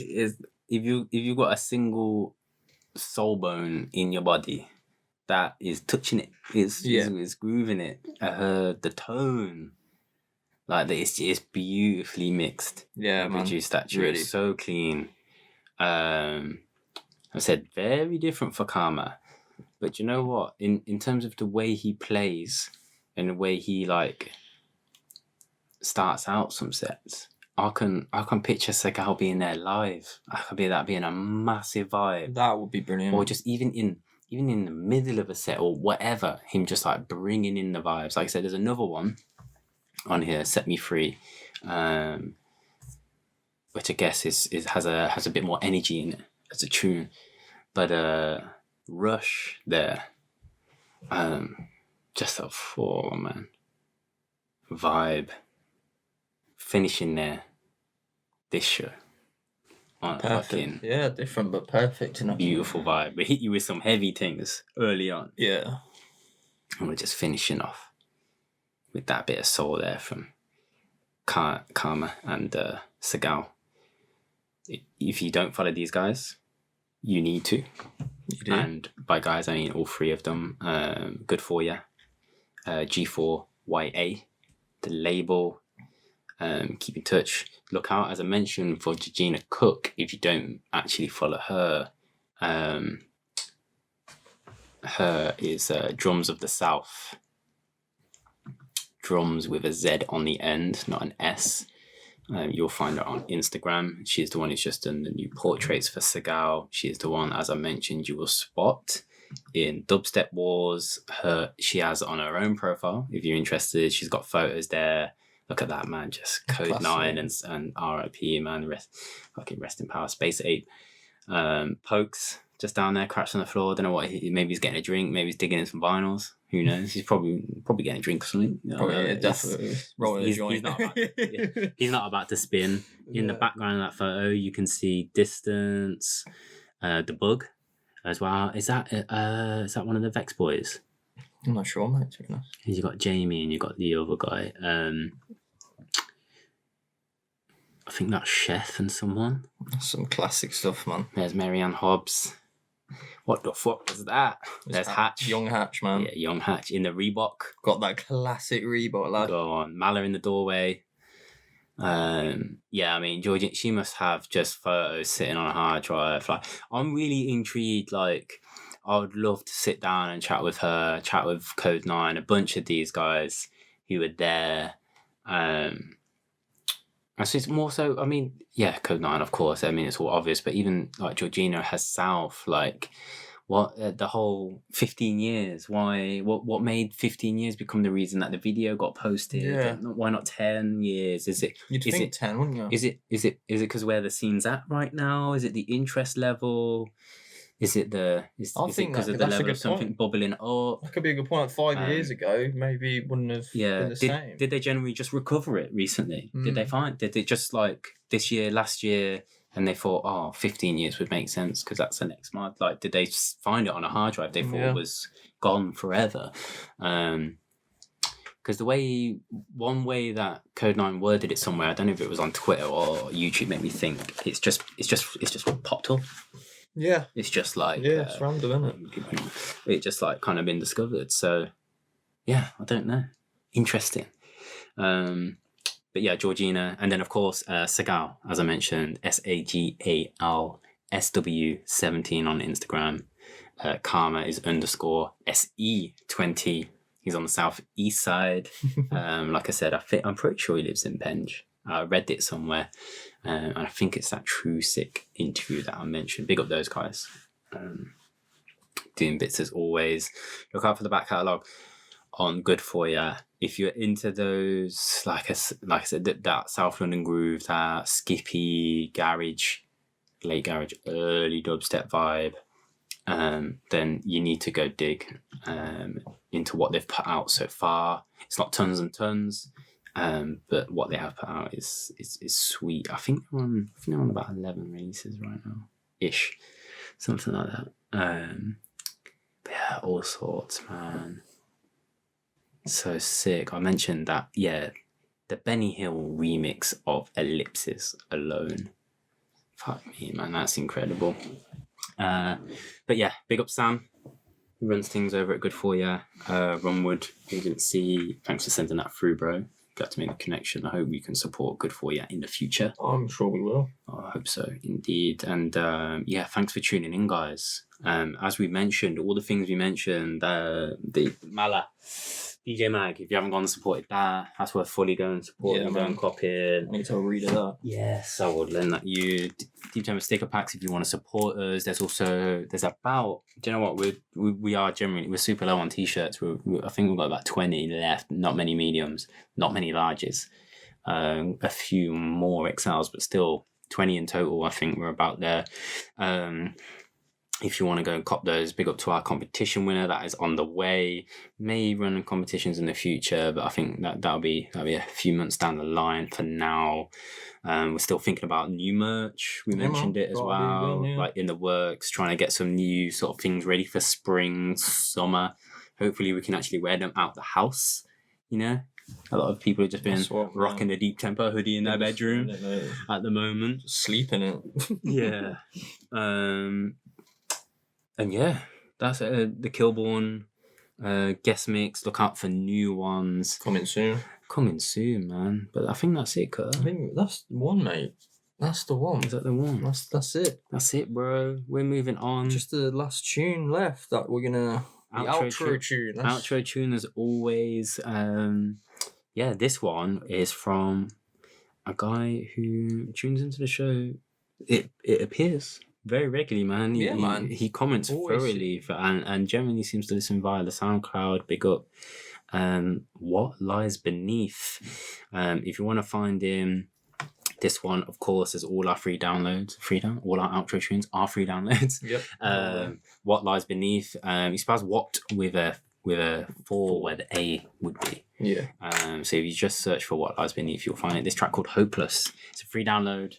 And yeah, man. Peace out. Thanks for tuning in. We'll catch you in 2 weeks' time. 2 weeks. For episode 4. Peace.